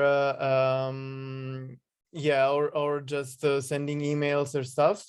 Passive participation is more like attending conferences, and then care actions are those actions in which there is help, support, or like mentoring or teaching, these kind of things. So we see that here there is a clear pattern. So passive participation is way more prized, and then communication and care at third place. And then the last analysis was about those prizes related with the external projects, and One Hive is the one of the most prized one, then Give It, and then Metaspace, Graviton, and Gitcoin. So here it's just a summary of what I've just said. It's and we can see already here some patterns that we reported here. So, like, for example, reading about the presentation, and also understanding a little bit more about the word of TEC, we could understand some patterns. For example, the importance of celebration and decentralized governance, conflict resolution and care activities, like facilitation, for example. This was emerging also from this analysis, and also some validation of the MVV mission value, vision value. And then we also observed, as I said, like Twitter is the main media communication platform, and internal meetings are the most rewarded ordinary activity. So now Eric will conclude. Yeah, sure. So I guess where we were coming from was we were a bit confused on where is the TEC actually going. Because if you align, or if you think about it coming from the outside, Ostrom principles and managing the commons and TEC wanting to become the selling point of token engineering, we're a bit confused on how this reward pattern or praise acceptance pattern aligned to the objectives, and actually we haven't found out what it actually does, except people seem to be happy by praising each other. But if you go, if you saw the Twitter and the internal meetings were highly praised, whereas supposed to a sort of leadership and direction is not praised. So I guess we spent quite a bit of time reflecting on what is actually a selling point. So we think additional research is required. And so this is research ideas, meaning basically we need more data or more analysis, and project ideas is what, based on what we already saw, is project ideas, things that we should be doing in phase 2 that could actually lead to an interesting outcome to help the TEC improve the praise system. Research ideas is, well, we think we need to understand the relative importance by category and individual praise. How does it link to the objectives? Are there objectives? And if you want to become the selling point, maybe we talked a lot about nudge theory, because if you don't know where you're going and everybody that meets up are the right people and whatever they talk about is the right thing, maybe we need to allow that to happen. But it would be pretty nice to be more specific at some stage in terms of, okay, what is the direction here? Which then falls to point 2, alignment with the strategic objectives. Can we validate somehow what are the objectives? Maybe do a survey analysis amongst participants, and then we should be looking for pattern. And I can see patterns. I think some of the earlier groups showed some interesting pattern analysis. We should probably be doing quickly to explore further, but we were also pressed for time. So anyway, good inspiration for that. Personal engagement correlation versus the number of praises received. Is it actually is there sort of a social media phenomenon here that people, if you scratch my back, I scratch yours? Is there something about that? Probably not, but it would be worth looking at if people praise to the amount they do with the direction they do. And then I guess coming out of all this from the Michael Sagam teaching last week, we thought that was actually awesome. The algorithmic reward system. That could probably be sort of an aspirational state for all DAOs, or TEC maybe in particular. So we thought maybe we should build some sort of algorithmic reward model, and that actually falls then over to the project ideas, because we have 3 ideas there for the next near term. What do we need to do to get to sort of that level? Is basically who's accountable, what is accountability, who's praising and receiving, and what is the consequence and accountability in the system, if any, and how should it be managed? Second, how to measure value add by the praise system. Are we getting bang for or return on investment from the praise? It's not clear to us at this stage. And second, maybe we should do a algorithmic governance maturity assessment model, which is basically thinking along the dimensions of tracking praise and validating praise and allocating praise, and how does it actually integrate to the treasury function and the money available, or the token available, sorry. How does that all fit in? Maybe we need some sort of framework for managing the potential chaotic world in a DAO. Maybe something is needed there. I think that's sort of where we are right now. Amazing. That's a question. Awesome. Chat. Maybe this is easy to answer. Livy ask, how would you define an algorithmic reward system? Henrik, can you quickly answer on that? Well, you saw the same presentation as I did, and I was really sort of, wow, this is cool. So basically, I think from the more you can automate a reward system, the better. So if you look at, okay, how do you actually accept praise? How do you give praise? How do you reward? Or sorry, how do you validate it? Because a lot of people can do a lot of stuff, but I was thinking more like in a maturity model. So if you're right now, it may be manual, some elements are manual, some are highly sophisticated, automatic, like the exclamation mark, praise, colon, Discord tag, something automatically bots your data collection. So that's actually pretty advanced compared to the traditional world. But then, well, how does it then link up to objectives, and how do you validate it? Is it appropriate that a quantifier comes around and basically cuts 30% of your time spent on something that you thought was valuable and somebody else thought it's not valuable? It would be good to have a communication system that actually is aligned around that. And eventually you're going to run out of tokens if you don't align this to your treasury. So that's when I say algorithmic governance, I think, or when we talk about it, and as I heard Sargon talk about it, it's very much about how do you make an integrated, sophisticated, automated system that does this, so it actually all adds up together in the context of where the DAO is heading at any point in time.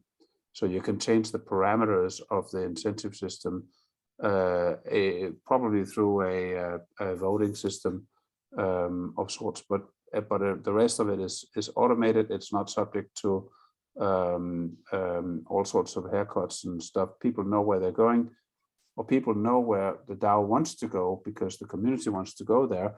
And then if they change direction, okay, people then know that, and okay, well then you will reward the behavior that drives that direction. Okay, so yeah, Peter, take over. Yeah, next praise team, Flores, I think, Flowers, something like that.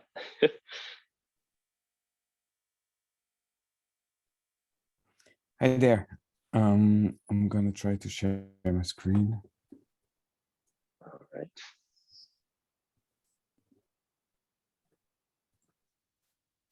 Do you see something? Honey swap. Awesome. It's not the right thing. So There we go, team 4. yeah. Or homework 4. Awesome. Great. So I removed my video because my connection is not good. I hope it will work until the end. So Aloysius, let you start. Yes. Hi guys, my name is Aloysius. We are looking right now at the first part of our evaluation of the praise system was kind of just reviewing the ecosystem and how it was being already. I kind of held off on doing this part until we were like further through some of the research. As we went through data points and people's hypothesis, I wasn't entirely sure what I should be looking for. And then I started to think about the things that are undervalued in the ecosystem, things that are difficult to capture with reward mechanisms, like things that are repetitive, that happen all the time, that are tedious and laborious. Some of the things that I got was like all the in-between tasks, like when you have something that you fully complete and it's like a whole project or something, but like all the little things like creating spreadsheets for something or organizing file systems, just like how do we track the more nuanced stuff. And also like pulled up some things that I think are pretty important. Onboarding and mentorship are really important, as well as emotional labor, which is kind of like the glue to things and is really difficult to track. Next slide.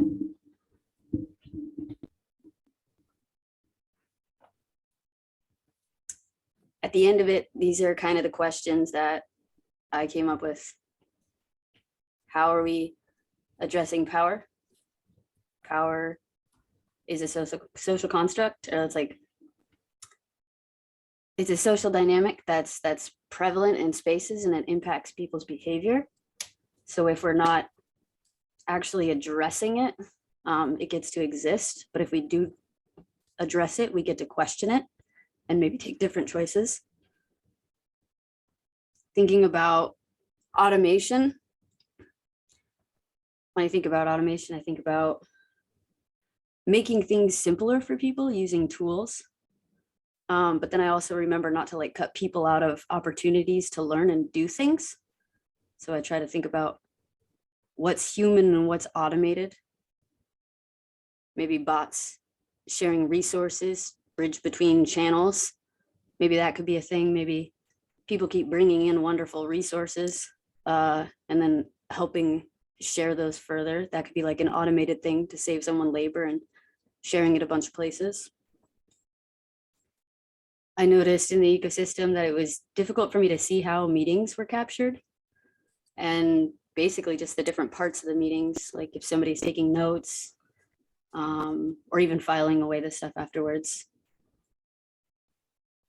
I'm thinking about increasing awareness in the ecosystem, right? Like anytime there are changes to the environment, like a new channel gets added, how do you let everybody know about that? So kind of having like standards for your propaganda and how you use it, how you update people of the changes. Let's see, yeah, how do you communicate workflows within the ecosystem? Another thing that I noticed was the people who are giving praise often, you know, some of them, that's like a task that they have. And then some folks just give a lot of praise, like seeing if they're receiving it in return.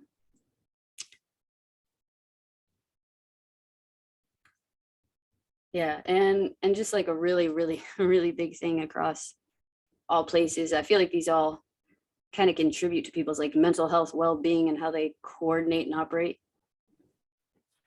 Another thing is how they find the resources, how everyone's storing things. I see a lot of people having a difficult time finding things. That's it for this slide. Yeah, so maybe it's worth mentioning, especially for the people who are not working on the price system, that the data set that we had was mostly about price transactions, interactions through prices. And so we were having people sending praise to who they were sending it, the number of impact hours that were attached to each praise, and the period, and some description of the reason for the praise that was given. And this data struck us as very different from anything that Aloysius just mentioned regarding the system health, understood from the human side. And it seems that system health could be understood as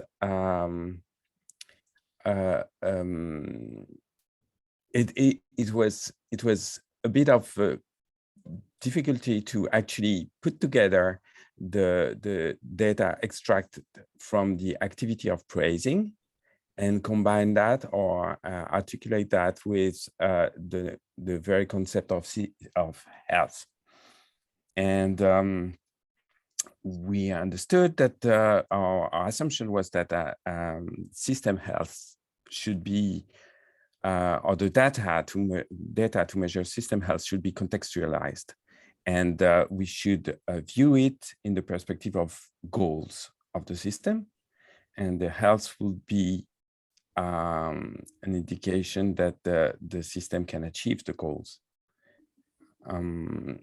So we came up with a couple of perspectives that could make sense to combine with the basic data that we had on the raw activity of the price system.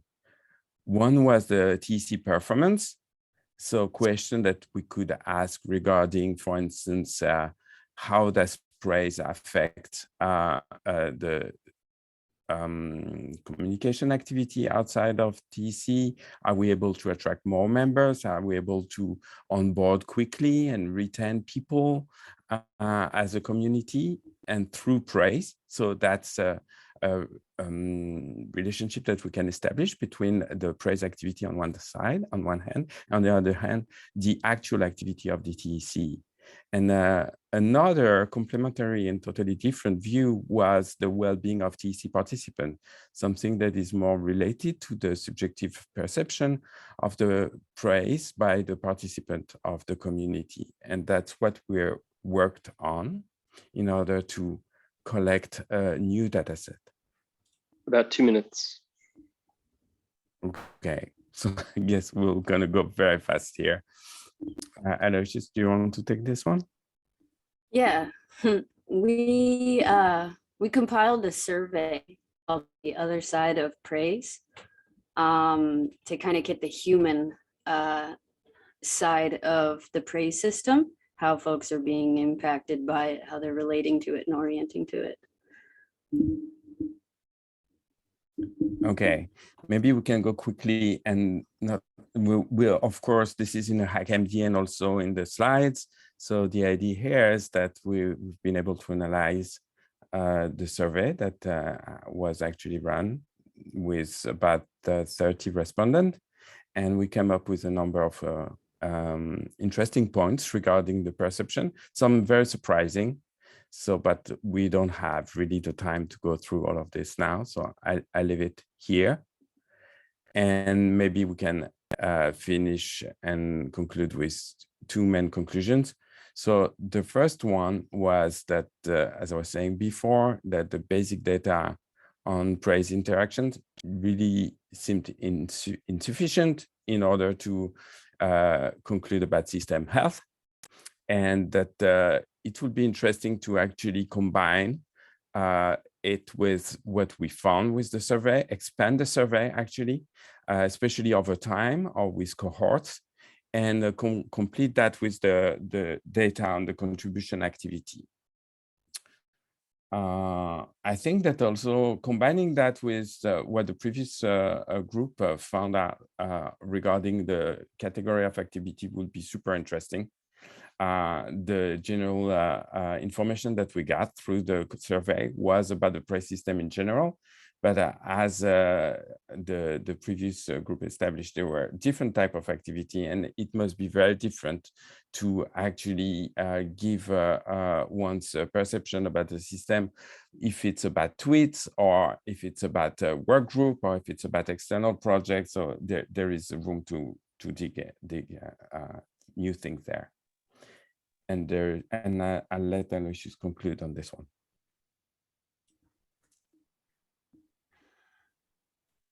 Something that was really neat about the survey that we could tell from the responses was that people really appreciated having an opportunity to give feedback and talk about how they were experiencing their interactions with it. We thought about it to some degree as like a way to capture health metrics too. If you were to take this survey and maybe do it down the road later, you have something to kind of compare over time, how it's going, if you're using that as some sort of performance metric. Yeah. I'm not really good at presenting. That's That's totally fine. So the idea at the end is that we can actually use this data. It really gets us it sort of revealed the need for more engagement and more communication, because the type of thing that first of all the overall reaction of this is great to actually being able to talk about praise. So I'm sure that people were talking about praise, but having the survey was triggering some sort of reaction like that, like oh yeah, we need to talk about it. And then in the comments, in the free comments that were in the survey, there were a lot of room or food, or how can I say that, material that was inviting more conversations. So I'm going to stop there, but it was like the beginning of something and not the end. Amazing. Awesome. Yeah, this is definitely the beginning of something and not the end as well. So cool that you guys did your own survey. And yeah, I think plenty of conversations to come out of this. So yeah, it won't be the end of it. Then 2 more TEC teams left. Forget the name of who's next. Next team is SDGs We Can. Yes. All right, great. Hi, everybody. I'm Justin from Team 11 with Mark here and Ronke. I'm going to share my screen really fast, and then we can jump right into it. We're happy to share our results today. Are you able to see the screen there? Hopefully, yeah, good. Thank you for the nod. About the TE praise system, and as we already talked about, we know that the praise reward system is basically a way to compensate contributions for pushing the TEC forward. And the praise was translated into total impact hours, which then turns into a distribution of XDAI to participants. So in a sense, there's a community pool of available compensation, and this sort of distributes it back to the community, which in our mind feels a bit like a shared resource. So we ended up taking quite a Ostrom's 8 principles view to our analysis here, especially when we looked at the data set, and big praise to the first team that was able to do some of the natural language processing that we wish we could have done to start to categorize a bit more about what categories of work was the praise going to and stuff. But we looked at it from this shared resource perspective, thinking about the pool of overall praise and how that's related to it being dished out at a certain amount over time. And this next slide talks about how all these bars equal 100% of the total amount of praise that was given. And we're looking at how was praise allocated over time. So there are different epochs throughout the work. And you can see here there's a clear increasing trend. And in our minds, if we had a little bit more data, or as analytically skilled as the first team, maybe we would have been able to see, is the magnitude of work actually increasing across that time? Or is the magnitude of work sort of flat and we're just sort of over maybe giving towards the end? Which then again comes to this idea of it being a shared resource that's maybe, if you think of like the fisheries example from commons management, you see similar charts where each year more and more is pulled from the common resource. And maybe there's a point when the system really goes haywire. This is not to necessarily say, though, that the praise system was designed wrong. I think at the early stage of the maturity of the DAO, when it was launched, it was necessary to be very organic. But now, as it's much more mature, missions are clearer, it's time to make sure that the praise system is aligned with the impact goals and some of the core values. So that gets into our hypothesis here, where we think with the maturity of TEC that praise might have some room for strengthening and alignment, especially around Ostrom's 8 principles. And I'll pass it to Mark, where he'll look at does the praise system that's currently in operation fit with Ostrom's 8 principles. So we'll walk through one by one, and please take it away, Mark. Yeah, thank you, Justin. And for those familiar with the book Governing the Commons, you'll note some of the pictures in all these slides are very much referencing a lot of her case studies. So next slide, please. So just to quickly go over it, so we're going to look at the 8 principles of clearly defined boundaries, congruence between appropriation rules and local conditions, collective choice arrangements, monitoring, graduated sanctions, conflict resolution mechanisms, minimal recognition of rights, and nested enterprises. I just want to first start out with saying that these are all principles that cannot be seen in isolation. They're all part of an ecosystem themselves. So one being very strong, if another one is weak, will have impact on the overall commons health. Next slide. So in taking the evaluation of the praise system, and you're right, it was from XI converted to TCH, as Livy pointed out, but the praise resource, we saw it as a total pool. What was then was the clearly defined boundary as to what was the total pool that was available. And here it was not defined at the onset. So often, as was with the data analysis that I think our colleagues at DAOnysious actually excellently did, I just want to say that, but it's always looking post hoc versus ex ante. So the budgeting is sort of seen after the fact. You can run the analysis and understand where the funds might have been allocated to, but it's not an ex ante planning. It doesn't have the defined pool. And also in the clearly defined boundaries of the appropriators who are being delegated that role from the community. So there was sort of this self-appointment versus a clearly defined boundary due process. Next slide. So taking again on the fisheries points from Awesome's principles and looking at what are the congruence between the appropriations of that resource, of that community resource, and the provisional rules, making sure that they're fit for the community. However, one of the key points of this is that there is sort of rules.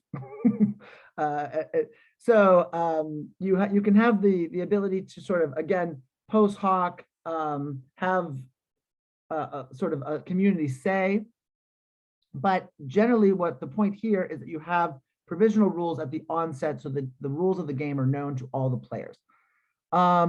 Here, what we would have liked to have seen was more of like a methodology on praise, with a bit more of a detailed guidance note on the categorization of praise, on the quantification praise, as well as maybe an appropriation data strategy on how this would be ultimately utilized.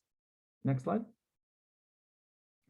So on collective choice arrangements here, again, following sort of this post hoc approach, the TEC praise was retroactively modified through a collective choice on the snapshot vote that was taken, signaling on how the reductions that were made based on payments being received when it was commensurate to the praise, how that could then be sort of reallocated through governance to tokens. But again, these are choices that are sort of fixed after the fact, which does lessen the predictability and therefore the ability to have a sustainable resource allocation. Next slide. Monitoring. Monitoring was often raised as one of the strong points of the praise system, but there's multiple points to the monitoring system. And here, from those familiar with the book covering the commons, this is one of the irrigation channels in Huerta, Spain. The monitoring system first requires the rules.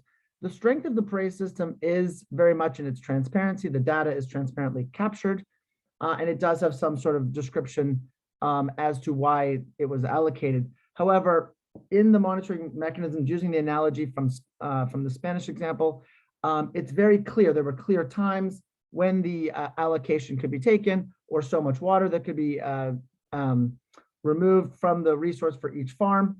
And then, of course, the next person down the line, you had a very seamless monitoring mechanism because the self-interest of all the individuals would do their own monitoring.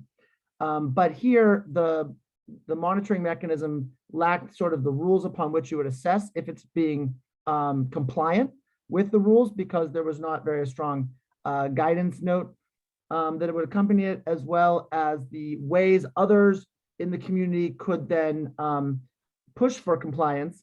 There was not really a mechanism for others to then sort of say there's been an over allocation of praise, unless, again, after the fact. Next slide, please. Sorry. About 2 minutes. Graduated sanctions, sorry, quickly. This is the Valencia Water Court.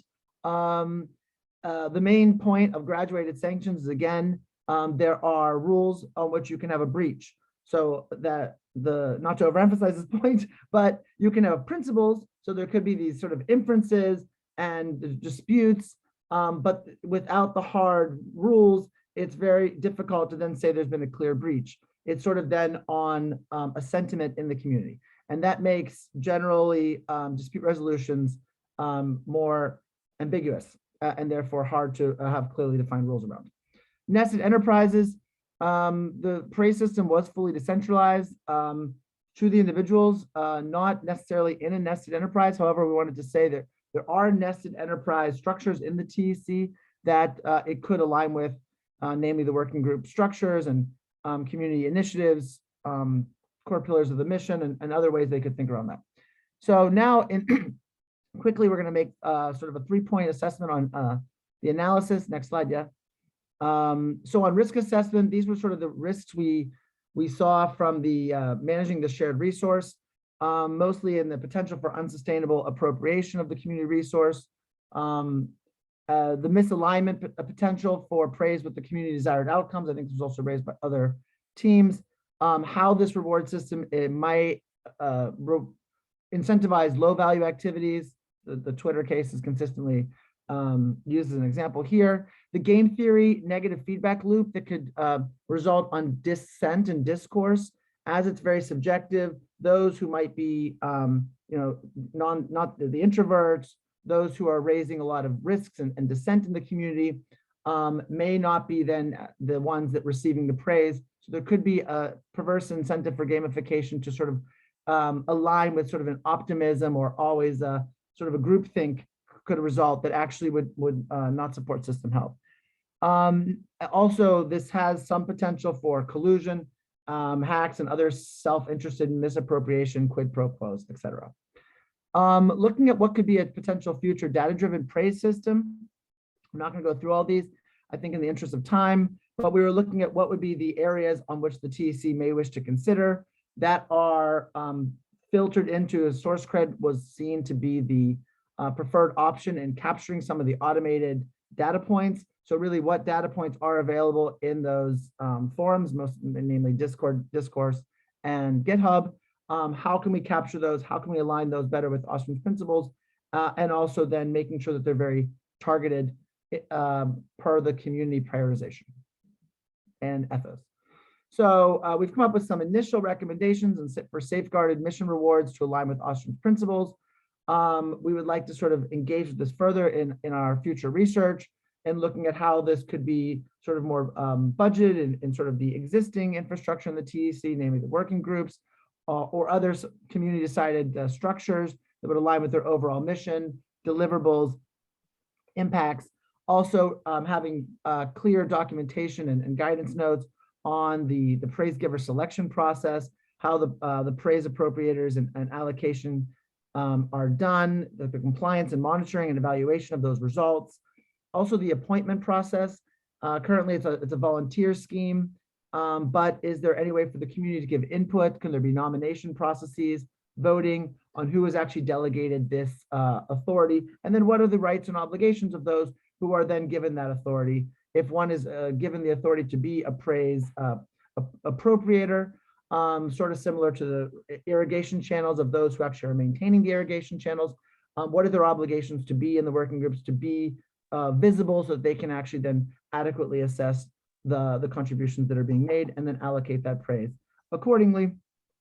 And as well, what are the rights and obligations of the recipients? So on those last points, we'd like to take any questions on our analysis, recommendations, and on Therese. Thank you. Unfortunately, no time for questions, but yeah, really interesting discussion. We'll definitely come back to it in part 3. Curious to see where this goes. Thanks. And then last team. Before we jump to the last team, everyone, please don't just drop off once the last team is finished, because we have some important announcements for what a call to action before you leave for holidays, and more information on part 3, just for your information. All right.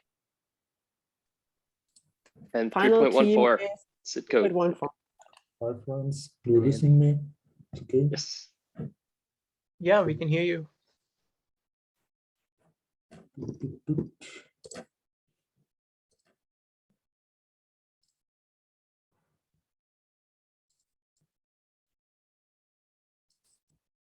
Okay, we can see your screen. Great. Great. So I want to say about our presentation, our project. we made some kind of analysis of TAC pricing data, and most of part of this analysis we implemented in some kind of infographics to represent this data in a readable manner. So we try to measure system health generally. Made several hypotheses. First one is there any imbalance and whale behavior in a price and impact hour flow distribution? Second one, how does impact hours get distributed in general versus for the largest price senders? Is the distribution normal or skewed? And the third one is the relationship between amount of priced and amount of received impact hours. It's idea from Angela.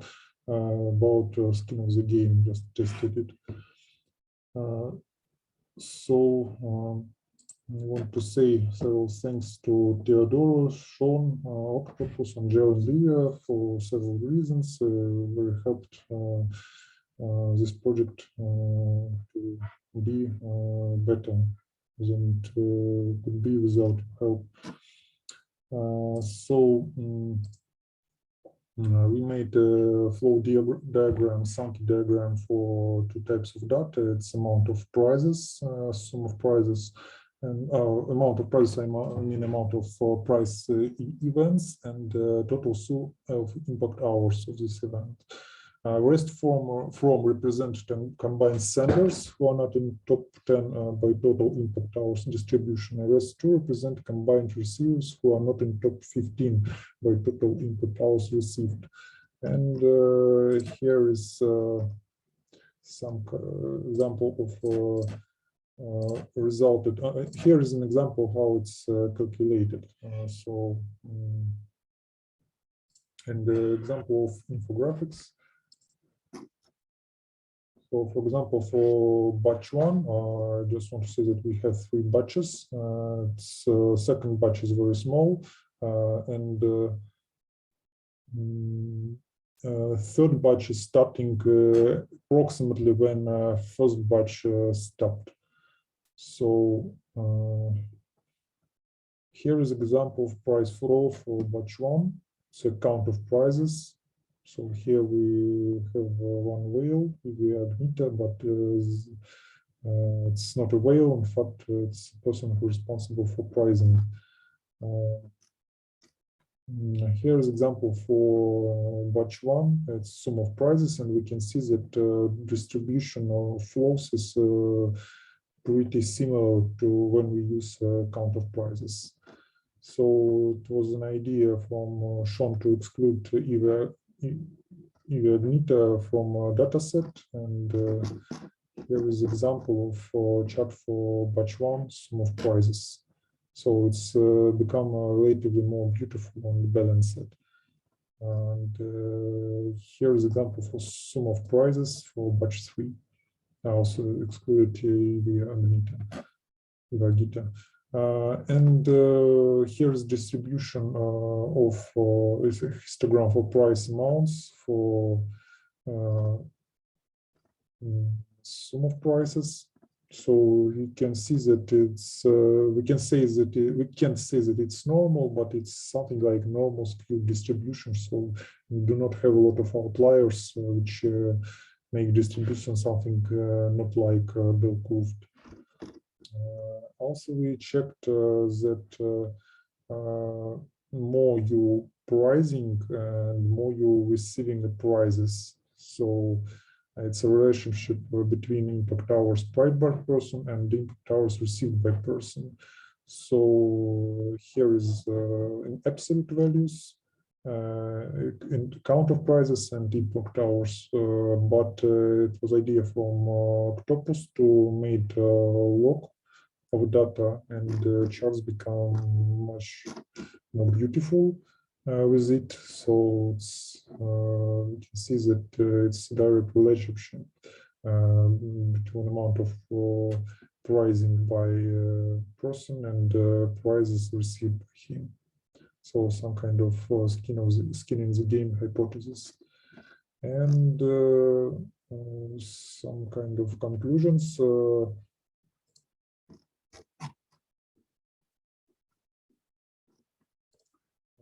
flowcharts created for price count events and price impact hours sum are pretty similar. Those up corresponding with price impact hours, we have near to skew distribution. On average, top 10 price senders are responsible for more than 75% of impact hours. Top 15 price receivers are responsible for around 70% of impact hours. Except for EV and Gita, other price senders are not outliers in both metrics and distribution of impact hours of large price senders correspond with distributors of impact hours of all price senders, except batch 2 and impact hour price and senders and impact hours receivers participants are strongly correlated, as amount of events priced and amount of events received by participants are too strongly correlated, have strongly correlated relationships. So also it's possible to make some kind of indicator of system diversification. It's possible to track some kind of Gini index based on 2 key metrics, so price count and price impact hours. So just to track diversification over time, for example, every week or every month. So my purchase always, if I think Sid will already do something now.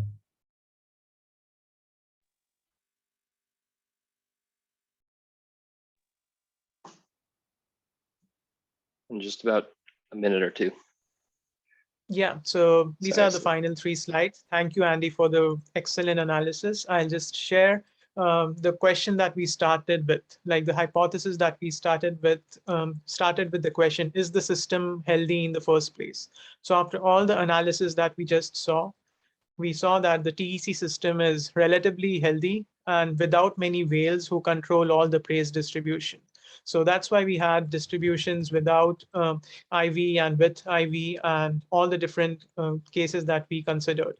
So the original week 1 homework was about defining the healthiness of the ecosystem, and we were trying to answer the question of putting community over individual contributors, and how do you see which kinds of contributions are rewarded. So I think the other teams did a very great job at like showcasing that things which are about creating, modifying, and destroying are rewarded more than actions which are about preserving, maintaining, and caring, which is very correlated with like traditional organizations as well. Like the original inspiration for all these diagrams and charts came from the relationships which happen between praise distributions in any community and Google's own intellectual property was based on the concept of backrub or page rank, in which they measured how many pages linked to each other. So we wanted to just estimate, can we come up with a praise rank? So everything that Andy described was an effort towards that, because all of us are essentially a living, breathing organism. And in part 3, we will discover that we live in a society and we are affected by all these different things. So I'll just close with this slide and just share that in part 3, we will be analyzing how to do qualitative analysis of the different aspects of TEC and other communities. Thanks a lot. Amazing. Thank you so much. Woo! This was great. I think Oh, we'll, gosh. yeah, awesome. It was totally mind-blowing. I know that somebody said, oh, where can we have, maybe, I hope we can have a nice summary of all the insights. And yes, I fully agree. I would love to read over a summary of all the various perspectives you took to measure healthiness. And it's really so rich. We must point every DAO to your results. It's really enlightening. Thank you so much. Now let's take a quick breath. Thank you also for staying in the call. We are 30 minutes over, so thanks for your commitment. We'll now have some final announcements on how to progress and what's next, and also a call to action. Let me share the screen again. All right. call to action now. Deadline Monday, December 20th. So this is over the weekend, your final step before you leave for holidays. We want you to sign up for part 3 and decide which team and case you'll work on. So our basic assumption is you stay with your team, you stay with your case, and you'll work on the same thing in phase 3, meaning in January, February. Then you would just sign up accordingly. So we have 4 slots per case. Just add your Discord names, and that's it. However, this might be the moment for, in case you are in doubt, maybe want to, since you have seen the presentations, want to join a different team or a different case, this is your opportunity now. And I'd like to add, for the OceanDAO case, the focus should be OceanDAO Grants. So of course, there are many more areas for rewards, but here for the next 2 months, please focus on OceanDAO Grants improvements. Then second case, near Sputnik DAO grants, that's also important. I know that there have been also data on tips and such. For this part 3, focus on near Sputnik DAO grants and TEC praise. And you'll find this list in the one-stop shop document. I'll also drop the link again to the sign up form to the chat. And there's a page or a sheet called sign up teams. And this is the one, just add your names and first come, first serve. So the earlier you decide, the more likely it is that there's a slot for the case of your choice available. Livy and Sean will tell you more about the program and scope in phase 3, but first, are there any questions regarding this team selection and sign up for cases? All good, any open questions? All clear?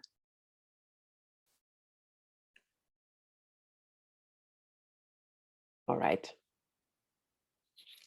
Great. Again, the deadline is Monday, the latest, and the earlier you make your decision, the better. Good. Then I'll hand over to Livy and Sean for the program of phase 3. Hey, yeah, sorry if I'm background. Do you want to go ahead, Sean? Go ahead. I don't mind picking it up. Yep, I can, I'll go ahead. So phase 3 is going to be, and we're going to have an iterative approach over modeling the systems that we're focusing on. So that's going to be expanding the granularity of our understanding of the systems and also applying our improvement thesis that we're going to be working on throughout phase 3. And we're going to be revealing tools throughout that process that will help you continue to refine your models. But what we want to do is we want to give everyone a chance to have a blank slate coming into this. So free creative expression, and take a crack at defining what your system is and how it works, and take a crack at identifying improvements that you can imagine for the system. So we want to give people time over the holidays to have some time to think about this and put something together. You can use any tools you want. I give a simple example would be a descriptive overview, maybe paired with some visuals if you do some visual brainstorming or flow diagram. But if you want to sing a song, if you want to do a dance, whatever you want to do, make a video. We want to leave the medium open to you because in phase 3, we're going to be sort of prescribing mediums, but we want to see we want to give people a chance to see what they can come up with. So, yep. What is your system, how it works, improvements, and any questions that you have, bring all your questions, maybe even resources that you would like to see. Maybe there's data sets you can't find. Maybe there's anything you don't understand, bring all your questions. And the first week of phase 3 is going to be reviewing these initial models, sharing them, getting feedback, and working from there. And then finally, we highly recommend that every single person open up the free CAD course. It's free with a code word, promo code block science. And I recommend you complete the course. Even if you don't complete the course, if you watch some of those lectures, it's going to be very helpful. So that is highly recommended.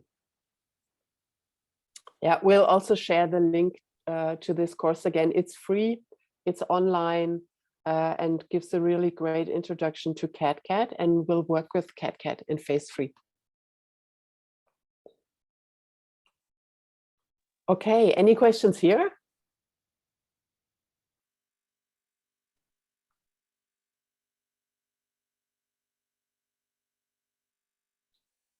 All right. All right. Very cool. Yeah. Yeah, and so everyone on the call has a little bit of a head start on the signups too, but we'll post the recording in the Discord so everyone's aware. So don't worry about it. Awesome. Good. I'll stay online, but switch off the recording now. If anyone, wait,